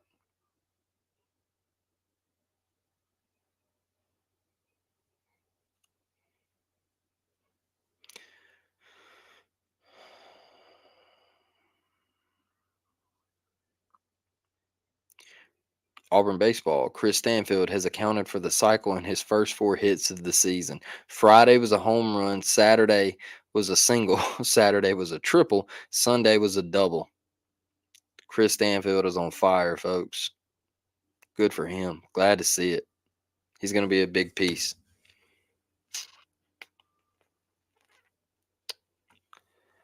Have you and Dustin ever talked about the origins of you two getting together and where the tempo name came from? Okay, so I'll touch on this. I made a TikTok like back in like 2021, and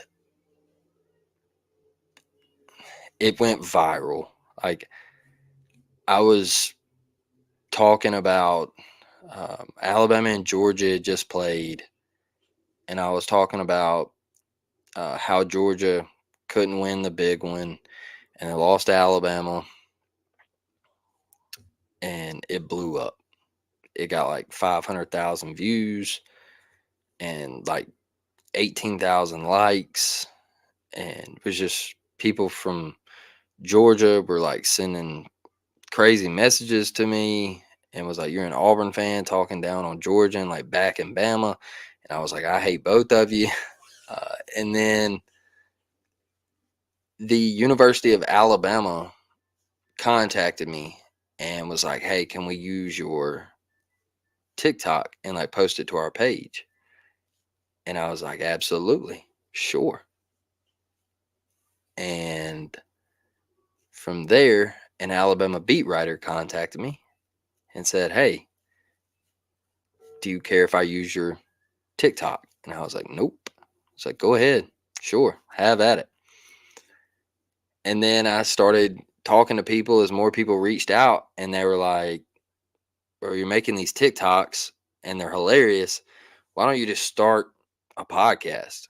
And I was like, "Okay, well, I don't really know what to do. Like, not big into podcasting. I didn't know what it really took at the time." And I just kind of went and bought a computer and a mic and got after it. Created up tempo. It was just sitting around one night and I was thinking about football and offense and just going up tempo and just, you know, it kind of clicked and I started it and it was just kind of a spur of the moment thing, didn't have really anything going into it. And one day Dustin like reached out and was like, "Hey, here's a interview that I did. You want to check it out?" I was looking for help and I watched his interview and I was like, "Wow, yeah, like come on. I I would love for you to join me." And we hit it off and we've been doing it for on YouTube for like a year, not even a year now. And yeah, I'd say a year we've been on YouTube because it's baseball season now. So, been on here a year and been getting after it. Like the War Report contacted us. Ike was like, "Hey, we love what y'all do with Auburn baseball. We've watched you, and we'd love for you to come on the network." And so we accepted it, and it's been the best thing. Like I said earlier, the guys at the War Report are some of the best people I know, and it really does tick me off a lot of the times when I see some of the people attack the War Report for some of the things that they say that they do, and it's not true because I know the people. I know what they're like behind the microphones and off the camera, and I those dudes those dudes are great, and that's why sometimes we get to the point where we get a little fed up with it. So Carson Meyers going into the sixth, and he's making quick work, and I'm impressed. This is big for Auburn because we remember last year we were having problems with that third rotation spot. Even on opening weekend, we got shelled. Indiana beat us to sleep. Like Indiana beat us to sleep. So his velocity has not gotten back to what it used to be either. Saw him last year and told my brother he's throwing different. Hey man, the fact that he's just out there and he's back from the arm problems, we'll take it. Yeah, Carson's on fire, Jackson.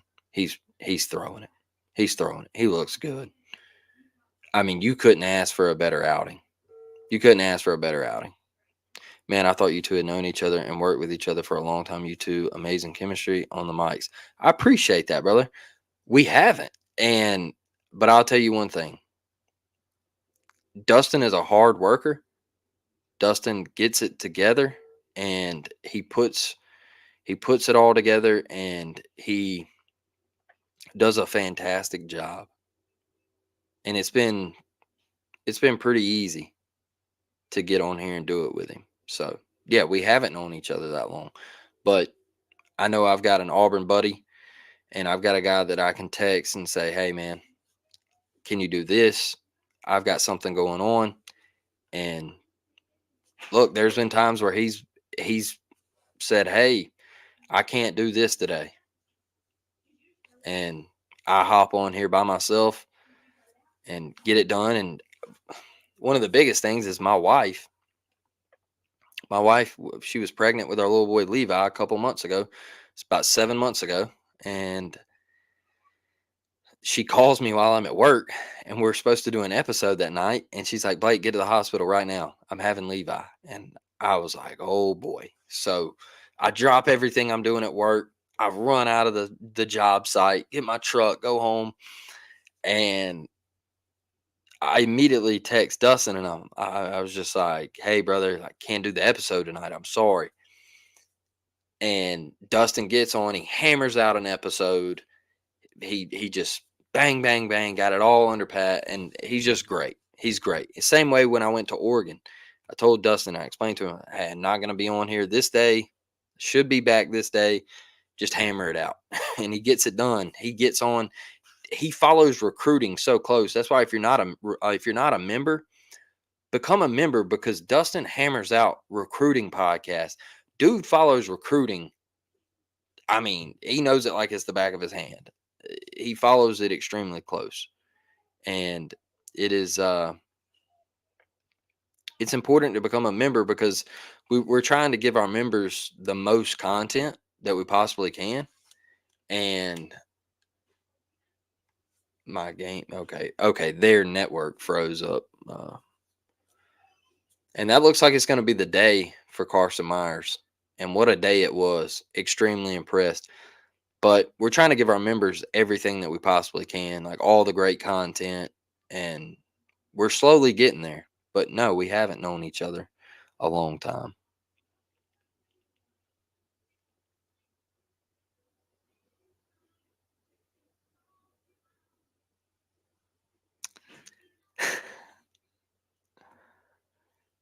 I watch a lot of Auburn, like 30 plus channels and pages. Y'all are right up there with the War Report, and then y'all get fired up and get more real than most. Look, Tim, one thing I'll say,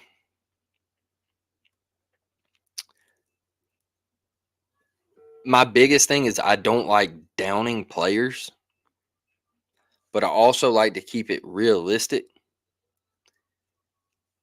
And I want to be straight up with each and every Auburn fan, because I want you to be straight up with me. I want you to tell me, hey, Blake, I don't agree with you.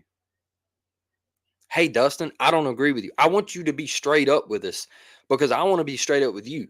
It's like I sat here. That's why I'm so big on the Peyton Thorne stuff. Coop popped that one up, and that'll be the first out. That's why I'm so big on the Peyton Thorne stuff, y'all, is because I backed him and I backed him and I backed him, and I got on here and I said, y'all, PT, just give him a chance. Just give him a chance. And then finally, I was just like, all right.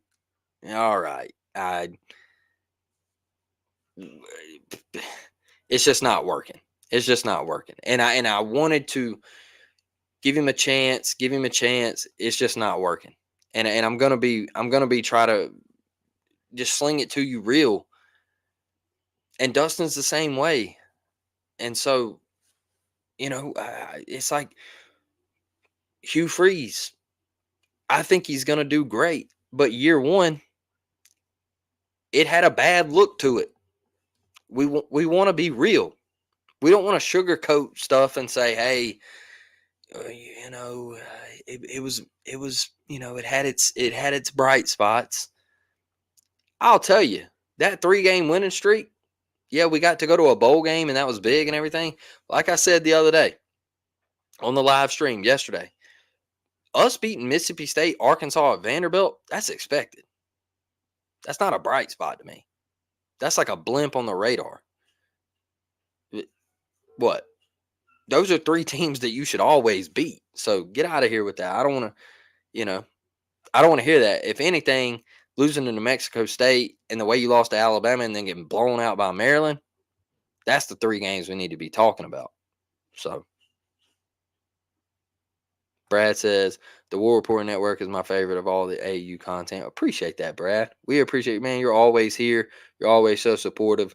We appreciate it. Man, Chris got down the line. You hear me?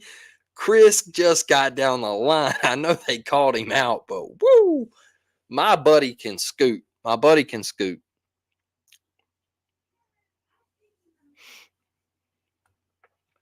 Brad, it's a breath of fresh air. I remember when they were starting out. It's crazy how far they've come from those first episodes. They're still up. Dude, I'm telling y'all, those dudes, they get after it. They get after it. And they're so helpful with us. Like it's just not about them. And I'll tell y'all this. It's just not about Ike and Mike and C Dub and B Will. They're the most helpful people that you will come across. Like anytime we have a question, it might be a minute, a delayed response All right, because guess what? They're busy. Like Mike G he's working. Like when you think he's not at work, he's working. You see all these interviews he posts and the sit down interviews, and then they have to post it to TikTok and YouTube. YouTube just to post a video takes a minute. It's not like you just click a button and throw the video up and bang, it's posted. There's all this stuff that you got to click through and all that. It takes time. And so like they're working and they're hard at it, and they're always going to give you advice and things like that. They're great people. They're great people. And they're going to continue to grow just like us. Like we're going to try to I want to take this thing one day to where I got like a score on the screen and like the lineup on the screen and everything like that. And I know Dustin when, when he does basketball stuff and he's doing recruiting stuff and he's growing in that. I know we want to make this thing as big as possible. Miss Angela said she is proud of Carson. Absolutely. I think every Auburn fan is just excited to see this because this is exactly what you wanted in a game 3. You wanted this from the pitching staff. You wanted to see Carson go the full length and get 6 innings in. Look, if you can get that from your starter with Auburn's bullpen and you only need the 7th, 8th, and 9th, have fun trying to beat Auburn. Have fun. Samuel the Sniper says Myers is feeling it. He was fired up, and after that last strikeout, absolutely agree 100%. Dude was elite. A little more than over a year ago. It's awesome. It is awesome. You can't ask for a better. So proud of him. I touched on that one. Let me see. I didn't realize, but Kim Mulkey, the LSU women's basketball. Yeah, it's Kramer Robinson's mom. Yep. Yes, sir. That is 100% correct. That is 100% correct. We should be backing the players, though. Any criticism belongs squarely on the coaches. At the same time, the cupboard was empty compared to other rosters. Absolutely, Brad. That is one reason why I don't like getting on the players too hard, is because I want these kids to do well. And I'm going to back these kids and I'm going to get behind them and I'm going to I want them on the show, and I know Dustin does as well. So we want to talk to them. We want to get along with them. When I got to interview Jalen Simpson at the Senior Bowl, y'all all know how big of a fan I am of Jalen Simpson. Cooper showing the yes sir, showing the wheels, swiping bags. Like I told you, that's another big thing about Auburn baseball this year. We can swipe bags. But I want these guys on the show. And when I got to interview Jalen, he was just so cool and relaxed. And I introduced myself, and he said, "Yep, yep," because I messaged him on Instagram like, "Hey, bro, great pick, like great INT, great game today," and they always respond. They always respond. So I'm not about to get on here and just extremely down a guy and throw him through the mud, because I don't like doing that. Mike says grade A B from Weiss. Going to be a big time player. Played at some great college baseball programs. Come to Auburn to get his name out there and really show his skill set in the best conference in America.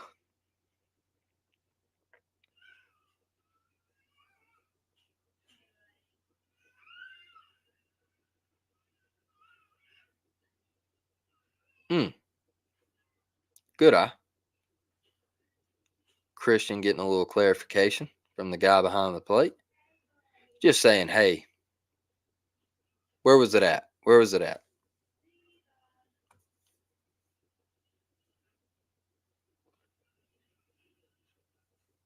Appreciate that, Tim. Appreciate that, brother. That means a lot. Good steal, Brad says. I like Auburn running early. It's a difference from last year that I think could be big for Auburn. We didn't steal a lot of bags last year. We didn't have a lot of guys that really could get down the line. Christian Hall with another great at bat. I'm telling you, he takes the best ABs on the team, in my opinion. He is He is elite.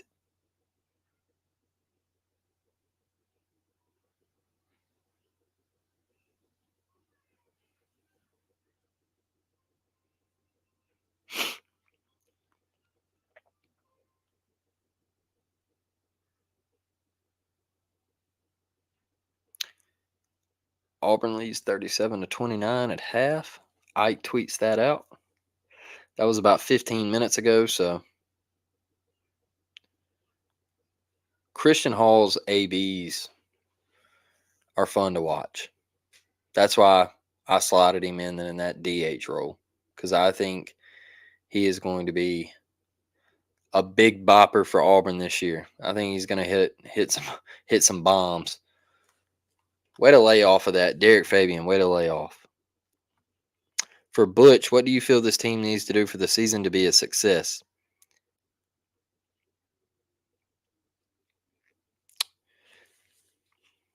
Got to make Omaha. Got to make Omaha.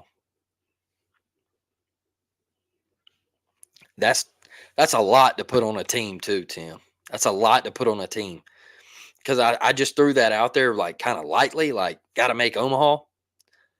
But this team and the talent that it has on it, Omaha.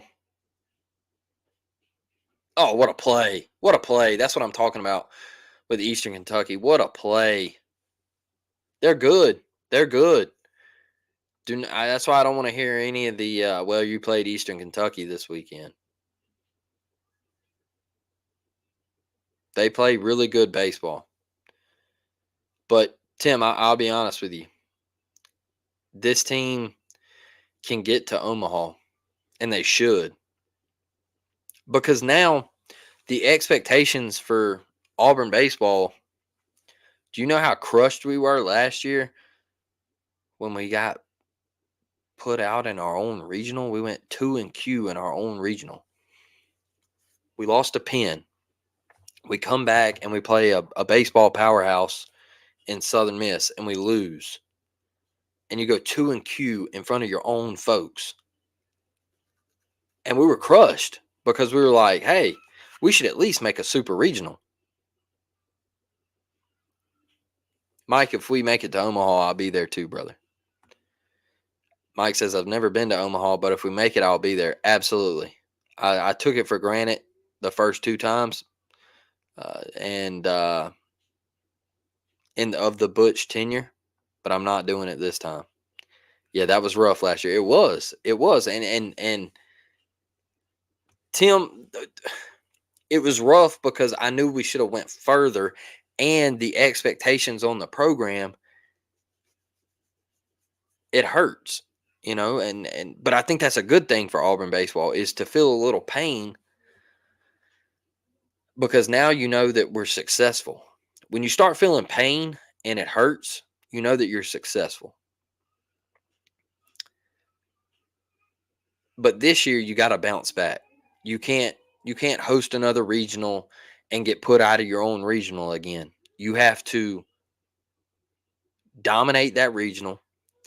You have to go to the supers. I want to host a super regional. I'm tired of going on the road for super regionals. I want to host one. I want to host one.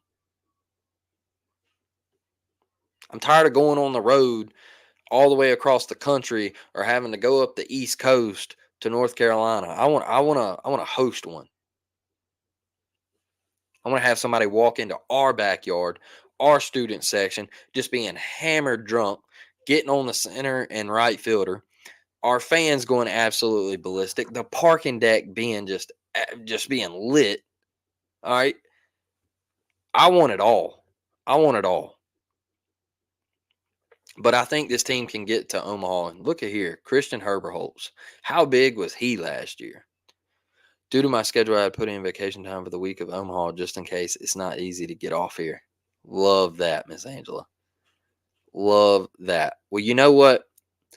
I hope that they would give you the time off with your son pitching on the biggest stage of college baseball. I really do.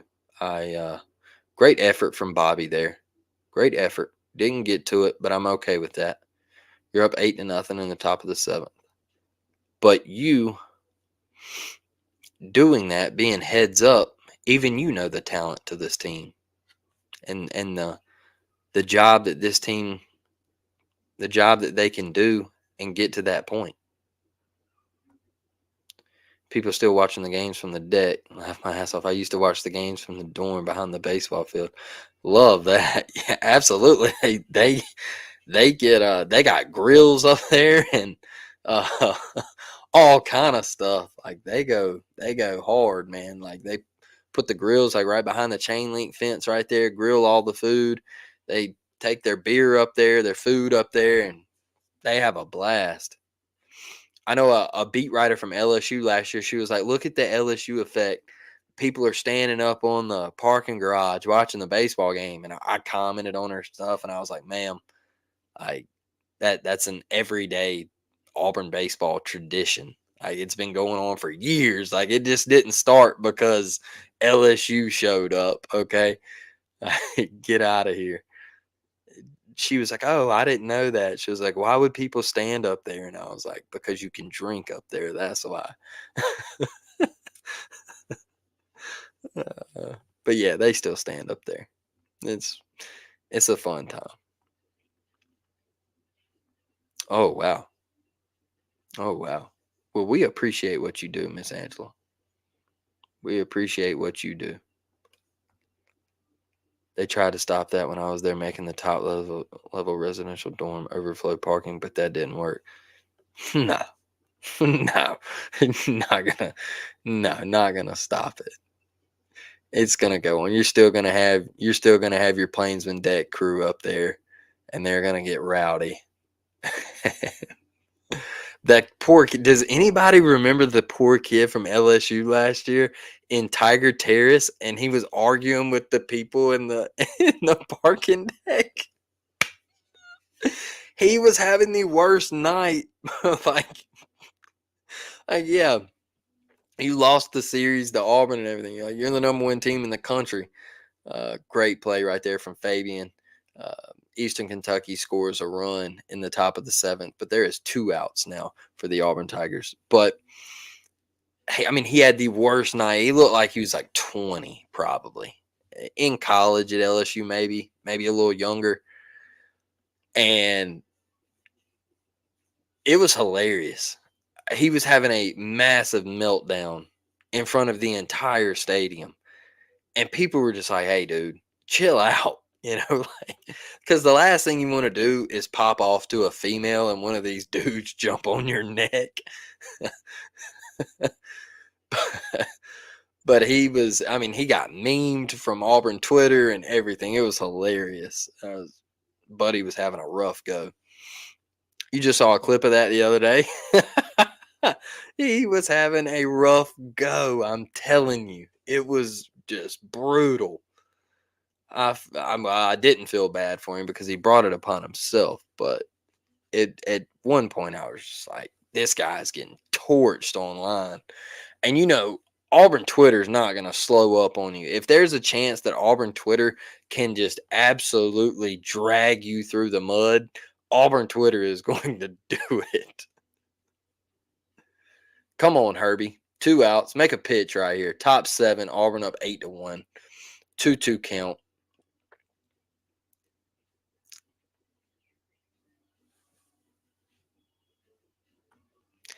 He had to have known he was going to have some issues over there.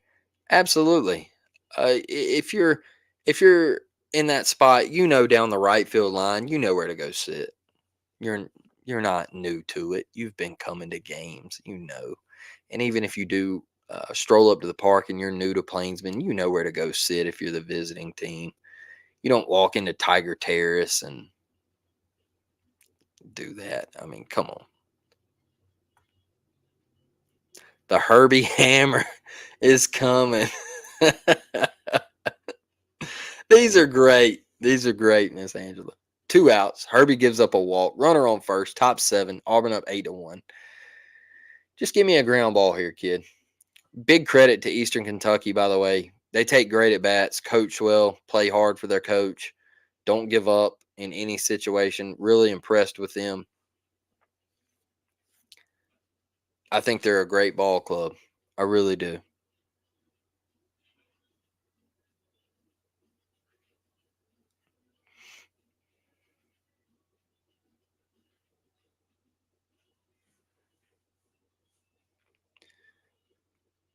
Come on, Herbie. Come on, Herbie. You got to throw strikes, brother.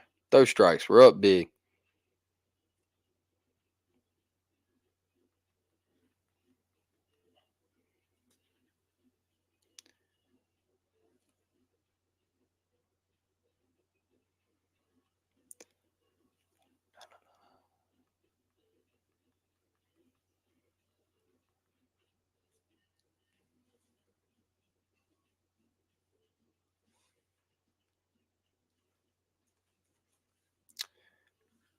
Come on, Herbie. 3-0 count.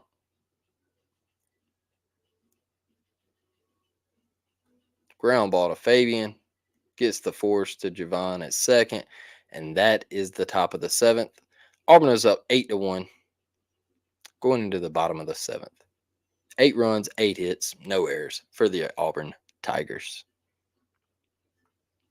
Bang, there it is. Questionable 3-0 swing there, down 8-1 by EKU to questionable. Questionable.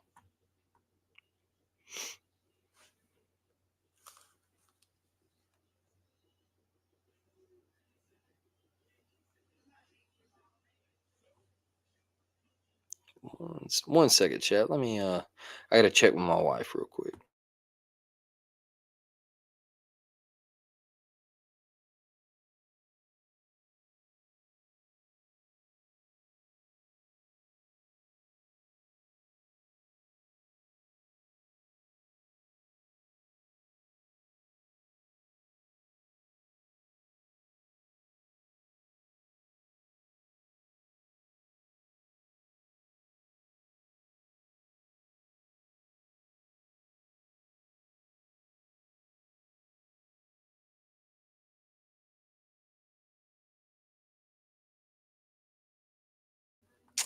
All right, I'm back. Let's get this thing over with right here.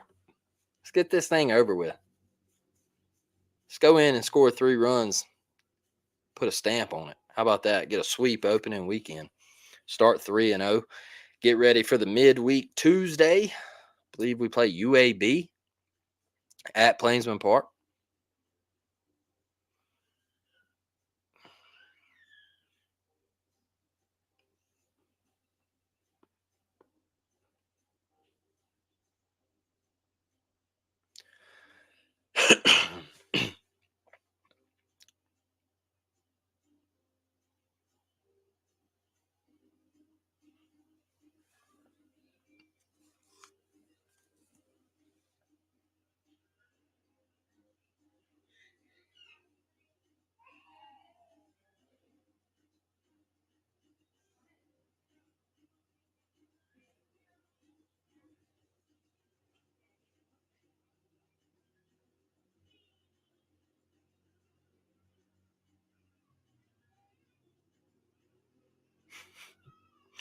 Man, poor Justin Lee. He gets dragged on over Twitter.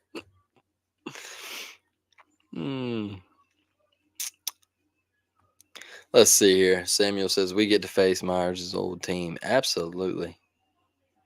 UAB at the crib. Javon. See what he can do here. 2-0 count.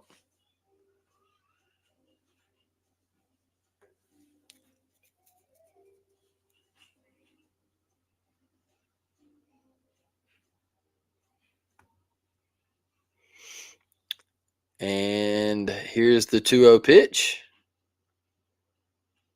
Chops it foul behind the plate. 2-1 count. I want to see Javon get a base knock right here. He's been close a couple times this weekend. Hit some balls hard. Just haven't found the gap.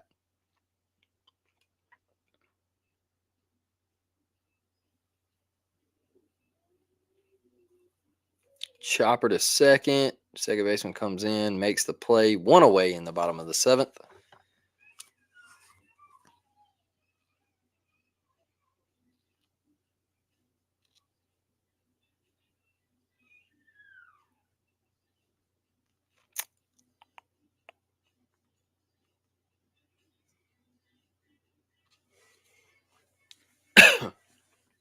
Mason Meyers steps up in the 2-hole, bottom 7, 1 away. See what Mason Meyers can do. That's a drive to left center. That ball is back. That ball is off the wall. Left fielder misplays it. Trickles to the center fielder. Mason Meyers going for 3, and he is safe. The ball. Pitcher backing up third base.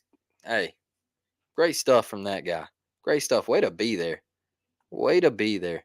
I need them to walk this off. I've been putting off cleaning out the garage and organizing the boat for some fishing. Love that, Brad. Love that. Putting it off for a little Auburn baseball. Brad says triple. Great piece of hitting for Mason Meyers. That's why he's in the 2-hole. Another guy with some pop. Another guy that uses all parts of the field for the Auburn Tigers. Another transfer in this lineup that Auburn's just bringing in elite talent. Elite talent.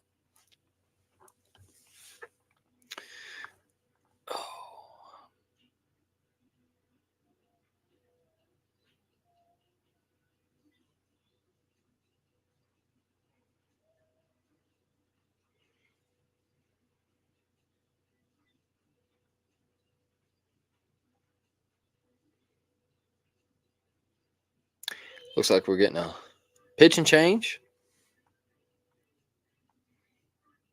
The Mason drill. Mason jar.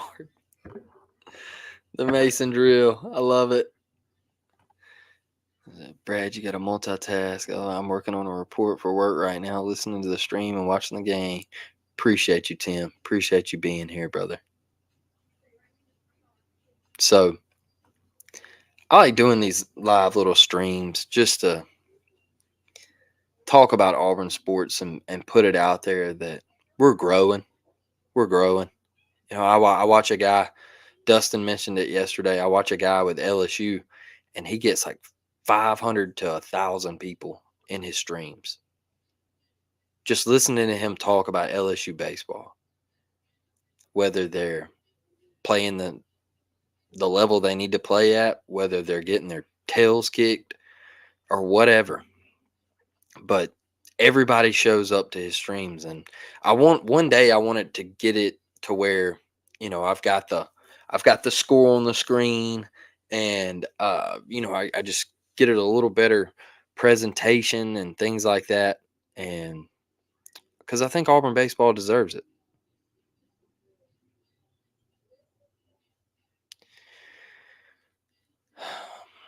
All right. All right. I'm going to touch on this one, Mike. Had a Bama buddy just text me, ask me why we aren't ranked higher. All right, this. He said we are legit. We must be scary good to get a compliment from that group. LOL. D1 baseball just does not want to rank Auburn. They just don't want to rank Auburn. They never do. This is every year thing. They just always want to keep Auburn like out of the polls. Or if they do put Auburn in the polls, they want to keep us at the very bottom from 20 to 25. No, Ike. Oh, they said he went. Tough. And it's aggravating. It's aggravating.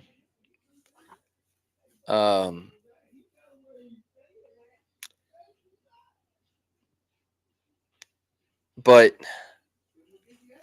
the reason why we're not ranked is because I think D1 baseball looked at the loss of our left side, Cole Foster and Bryson Ware. Oh, Ike got froze up. I think they looked at that loss. They didn't know if Gonzo was coming back 100%. They were just kind of in the loop of that, is what is he going to be like when he does come back? You're losing a guy like Cason Howell. You're losing Nate LaRue behind the plate.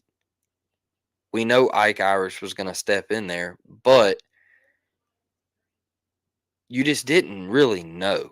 Auburn was a big question mark to D1 baseball. Now, I like following Perfect Game because Perfect Game, I feel like they're better. I feel like they're better. I like 11.7 also. 11.7 podcast is extremely, extremely accurate in my opinion. Bobby Gets Hit right there.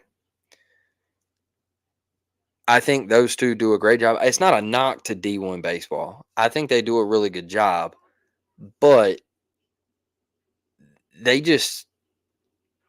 don't show the love to Auburn for some reason. I don't know what else you got to do. I don't know what else you got to do to get love. So I think there was a lot of questions there, but you got to look at the talent that Butch brought in. Coop didn't agree with that one. Not to go do it. Love that, Brad. Tim's like, that's a fact. That is a fact, Brad. 100%.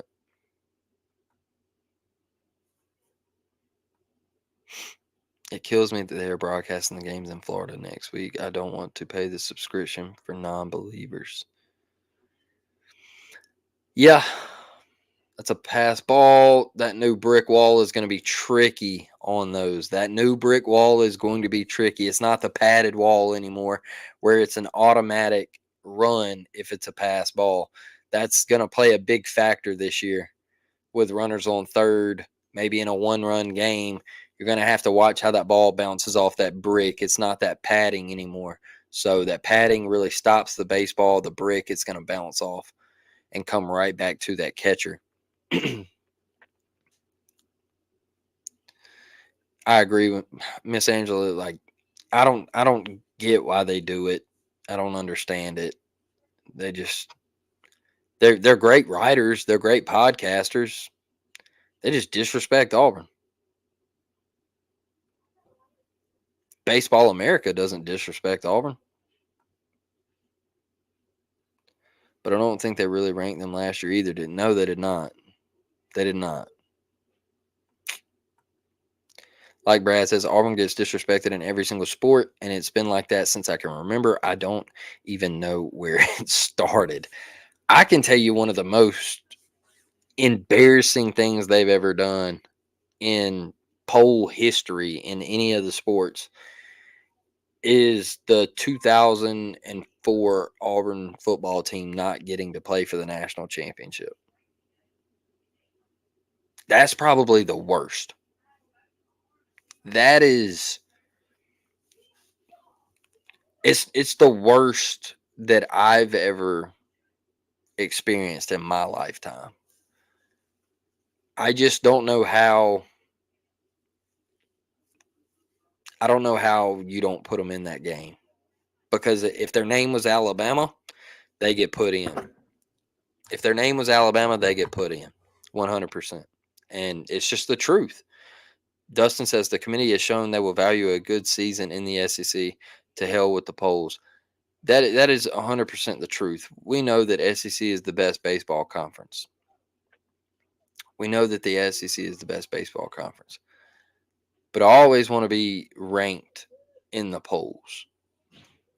It's the same way with basketball. I want to be ranked. I want to be up in the polls. I know it don't matter and it don't mean anything. But them kids in recruiting, they pay attention to stuff like that. And I do want to be ranked. Especially amongst the elites, man. Like, I want to be up there. But I do think we get disrespected. That's a fact, Brad. And one thing I'll say to this is, if y'all notice when Nick Saban retired with the Bama effect,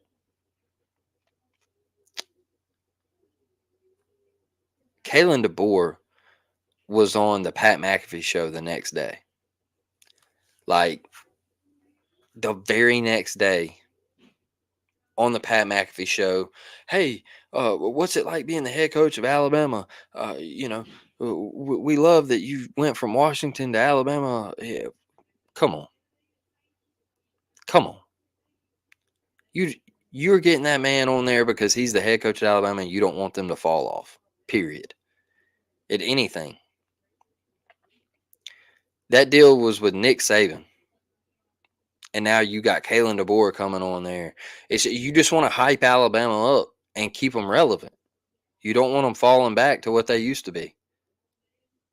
And everybody says, well, Alabama used to be, the Bear Bryant era. Yeah, you've had Bear Bryant and Nick Saban. But when I was growing up, you were trash. Like, you were trash at everything. Trash. Just garbage. Like Mike Price in strip clubs, trash. Like, terrible. Man, come on, Blake. We don't talk about that season. My generation is still livid about that. It was tough. Yeah, tough. Tough. I don't know how you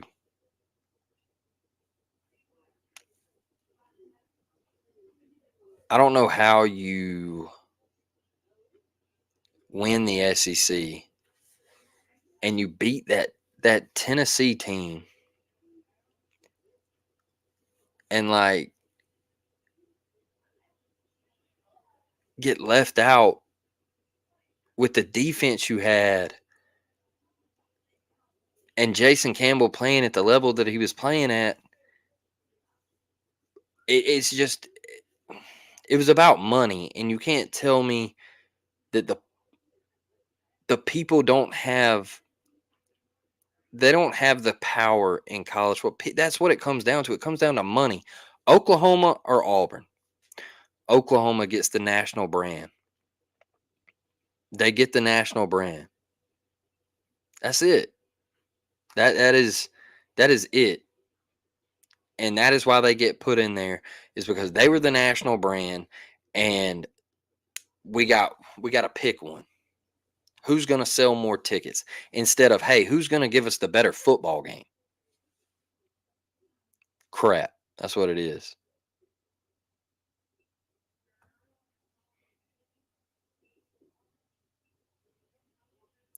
Exactly, Dustin. Exactly my point. Exactly my point. Anything to keep Alabama up here and push Auburn down, that is what ESPN wants to do. That is what they want to do. I know we've gotten off baseball a little bit, but I feel like Herbie's found it and we're controlling it a little bit. So I'm interacting with the chat, baby. And Dustin, you couldn't be more right. Like, it's it's embarrassing. When I listened to it, I was like, no way they're letting this happen. But it's clear, it's plain as day. And I'm not saying that just because I'm diehard orange and blue and I love Auburn. I've had buddies who aren't diehard orange and blue text me and be like, "Hey, do you hear this? They're just letting DeBoer on Pat McAfee, and they're sitting over here just talking about it." And it is what it is. It's just ESPN. Alabama loses their last game of the season in 2017 by double digits and still makes the playoffs.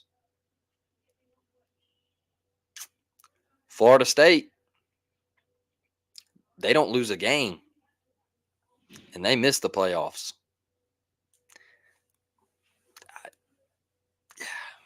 Did I agree with it? Yeah. I don't think Florida State was good, not without their quarterback. But you're flipping the coin here. You're going on both sides of the road here. 1 minute you're saying this, and then the next minute you're saying this. Sounds like you're contradicting yourself to me. 1 minute you're saying, "Oh, well, Alabama, they lost the last game of the regular season. We're going to put them in." But Florida State, they don't lose any games. Kirk Herbstreit tells us all you got to do is win. It's about money. It's about money.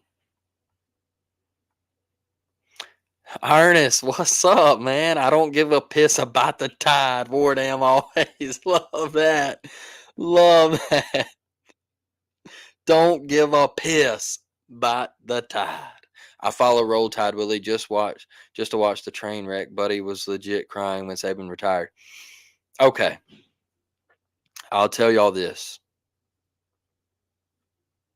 I'll tell y'all this. Roll Tide Willie, one of the nicest people that I've ever talked to. Uh, One of the nicest dudes that I've ever just got to talk to. Him and Chad are incredible people. And one thing I do hate seeing on the internet is people trying to diminish him and what he's doing and uh, go after him and all this stuff. I hate seeing that. I hate it because Chad's a good person and they're great. And, they created something off of TikTok and it's an opportunity and they're awesome. But, and you guys, it's hilarious seeing that Auburn and Alabama going back and forth. I love it. He's a great dude. I love Auburn fans having fun with it. And, Brad, the I, yeah. I know. 100%. 100%. 100%, Brad. I was just talking about there's a couple people on Twitter that kind of take it a little too far. And they created something on an app that has grown into helping people do some things that they love and do it in an easier way. Gives me faith in humanity for real. Absolutely, Chad doing what he's done is incredible.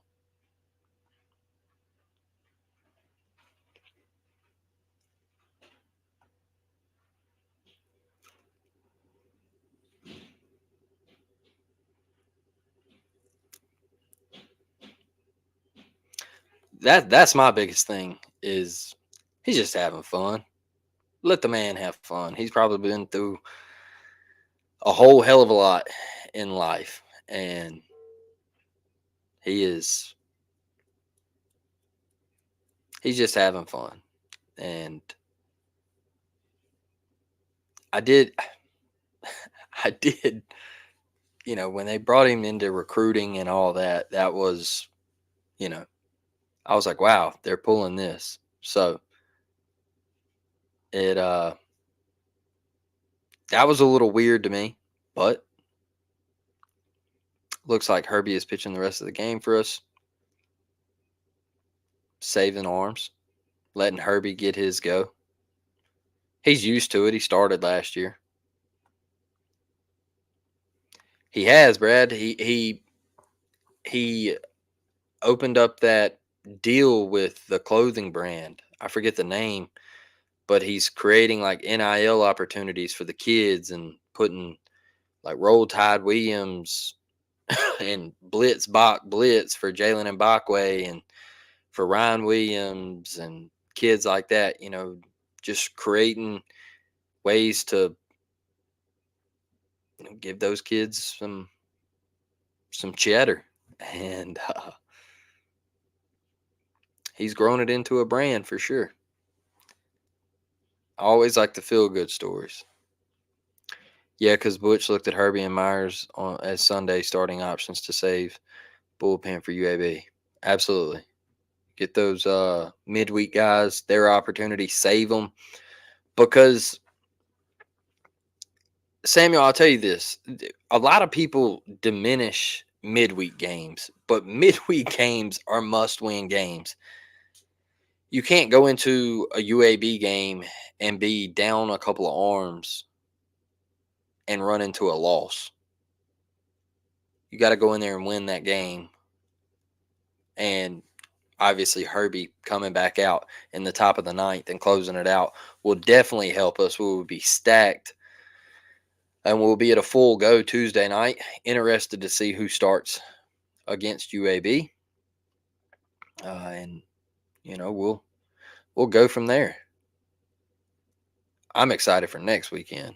We're gonna get to see Iowa's ace, and he's a mascot. That's kind of wild. Yeah, he is. He is. It's pretty cool. Cooper, love it. I never played baseball at a high level. Are there any drills for playing the ball off of, say, the monster or any other obscure parts of the field? Absolutely. They run that in practice. They will get out there and take balls off the wall, fungo. I'm sure Coach Nonamaker will stand out there and just hammer balls off the monster, and they will play them live. And it's just they do it at Fenway. They do it at Fenway because it's really tough to you don't know what way it's coming off that wall, and it's extremely difficult. So the more live rips that you get, you got to do it, and it's difficult. It is very difficult. They always play the ball off the wall. It's a big thing in practice. Always play the ball off the wall. It's very, very big. That fungo, I'll tell you what, I have nightmares about fungos, but they come in handy, man. That coach hitting them balls out in the gaps, you playing the ball off the wall, things like that, it comes into play for sure.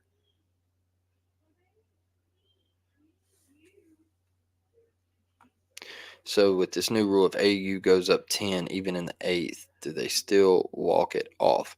So the new rule is 10,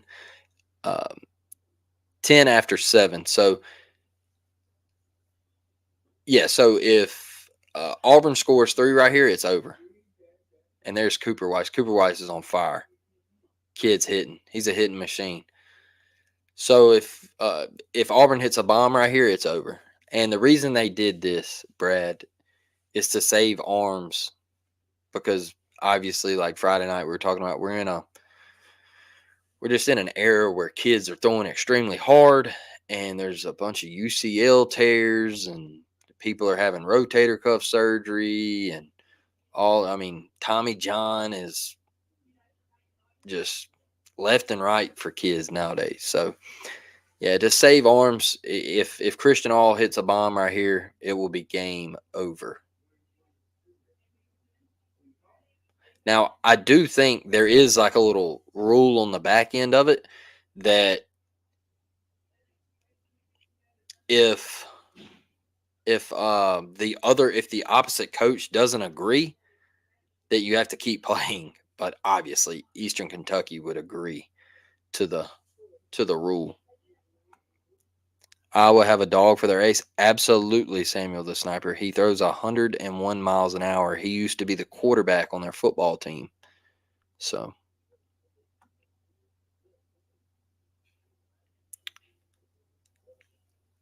the MLB will never do it though, Brad, because I guess it's kind of like, anybody could come back in professional sports type deal, and they're going to keep that stadium open as long as they possibly can. And yeah, I mean, I agree too. I think I wouldn't mind seeing it happen. If somebody's getting blown out, I'm not going to sit there and continue to watch it. Brad Browning, money, absolutely. Absolutely. Anytime they can get uh, them beer sales or food sales or anything like that, they are going to do it. Christian Hall pops that one up, and that is caught by the third baseman for 1 out. Iowa lost both games to Lehigh this weekend, but won Friday 5-2 against Seton Hall. Yep. Not a great hitting team, but Friday you're going to see their guy. You were going to see their guy Friday. I think Auburn wins the game. I think Auburn goes 3-0 down there. But Yeah, great point. Great point. They even make a last call for beer throughout the stadium. Close it. I agree with that. I think it would benefit, and you're gonna have so many people injured. Like, that's the biggest thing with Major League Baseball is you play 162 games. It's a lot of games. Pump fake the throw. Cooper takes second, comes up a little limpy.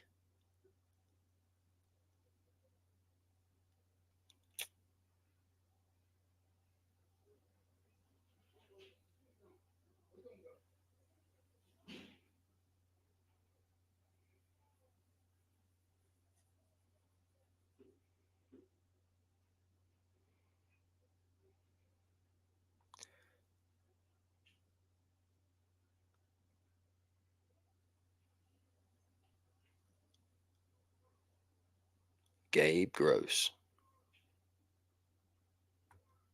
Sorry, I was incorrect. They won Saturday versus Ball State and lost to Lehigh today. So they're 2-1.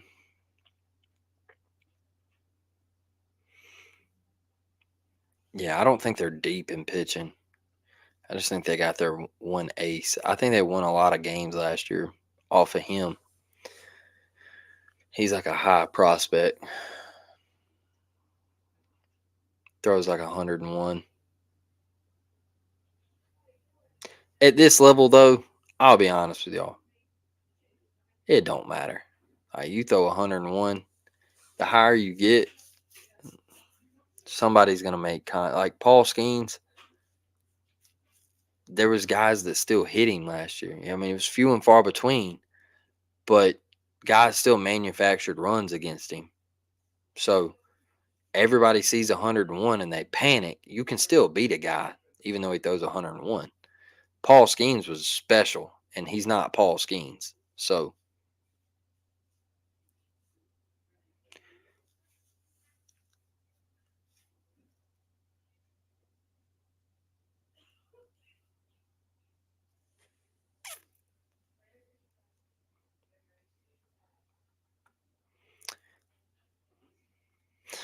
yeah, 100%.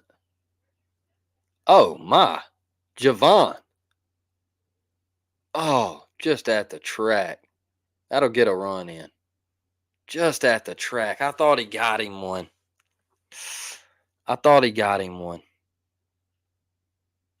It does that. It does that. 101 with great off speed pitches makes that 100 even better. It does. I think that's why Skeens was so good. It's because every pitch he had was just filthy. And you just knew he was going to dominate last year. He was so good. God, he was so good. We took 2 out of 3 from them. Crazy that we won that series. Crazy that Bryson Ware's home run against Mississippi State really turned the season around. We were losing that game and we were down, and it felt like we were about to not even make the SEC tournament, some people were saying. Oh, Mason tried. Mason tried. He tried. He tried.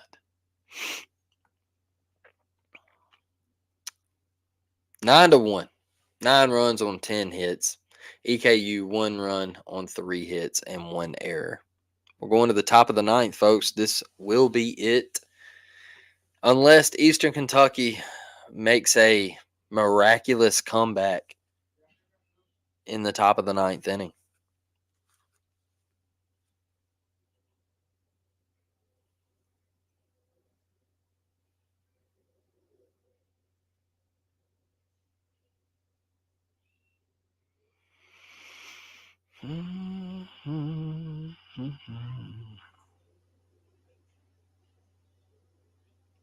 How about Volk getting knocked out last night? Anybody watch UFC? That's a Taporia. That's a dog. That's a dog. I watch UFC. I like watching those guys get in there and get after it. I was surprised Volt got knocked out. Brad says, "Man, yeah, that was crazy." I know Volk's up in his age in sports, as they like to say, but it's just wild. You've never really seen him get dominated like that, except obviously when he stepped up in weight. But exactly, I never thought Volk would ever lose the same way.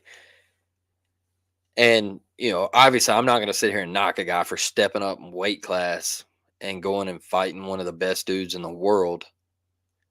But in his own weight class, and especially the way he dominated Max Holloway, I never thought he would lose. And he just got caught. He looked sluggish all night last night. He looked kind of slow in the ring.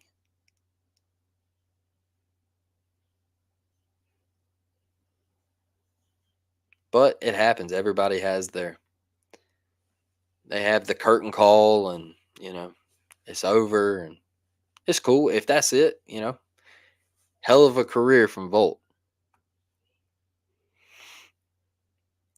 Just expecting the first one, but overall this team showed. Okay. Michael says a little rust this weekend in minimal areas, which is expected in the first weekend, but overall this team showed out, especially at the plate. Great season and lots of dubs to come. Absolutely, I agree 100%.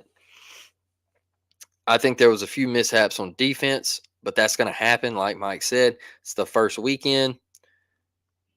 You played a pretty competitive team, and they're a great baseball club, coached great, and you did your job. And I was super pleased with the bats. You come out, you hit the baseball, you didn't lose a fluky game like some other people did in the conference. You did everything you needed to do. You flashed a little leather. Pitching was great. You hustled all 3 games. Can't ask for anything better. So I'm really pleased with Auburn baseball so far. Brad said he definitely didn't look himself. I hope if he continues to fight that this doesn't turn into a Tony Ferguson kind of thing. Yeah, I agree. I said last night I think it's time for him to hang it up. Go out while you had, you know, everything on top. It's kind of like Connor too, man. Your run was great. It was fantastic. Just go away now. Just get going. I don't know. I'm one of those people. I like to see people go out on top. That's why I didn't want to keep seeing Brady keep coming back to the Bucks. I didn't want to see it. Just go out on top. Just like you're the guy. You're the goat. We've seen you win for 20 years. Like just go away, dog. Get going. Stop coming back. I don't want to see you go 9-8 or whatever, however many games they play now in the NFL. I don't want to see all that stuff. I don't want to see you, fighting to get into the playoffs and stuff. Great pitch from Herbie going upstairs. That's 2 away. We just need one more out, folks, and the Auburn Tigers will improve to 3-0 on the season.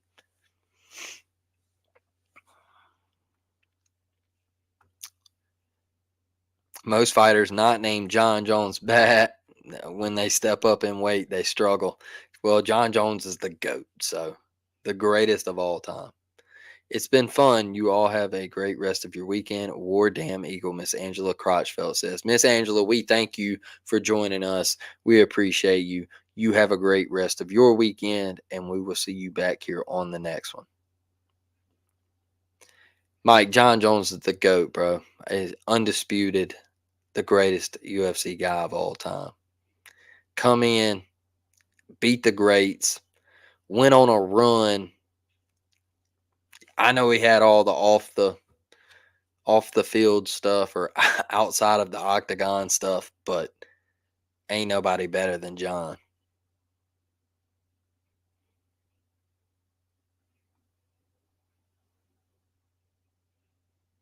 Come on, Herbie. Great pitch.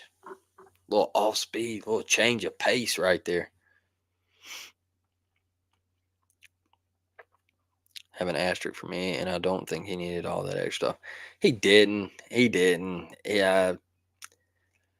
My thing with John, real quick, is I think he got caught because he come in at an early age, and he becomes so famous so quick, and it led to off the field stuff, outside of the octagon stuff. It led to him getting big in the head, a lot of money, a lot of fame, and it caught him. So, yes, sir.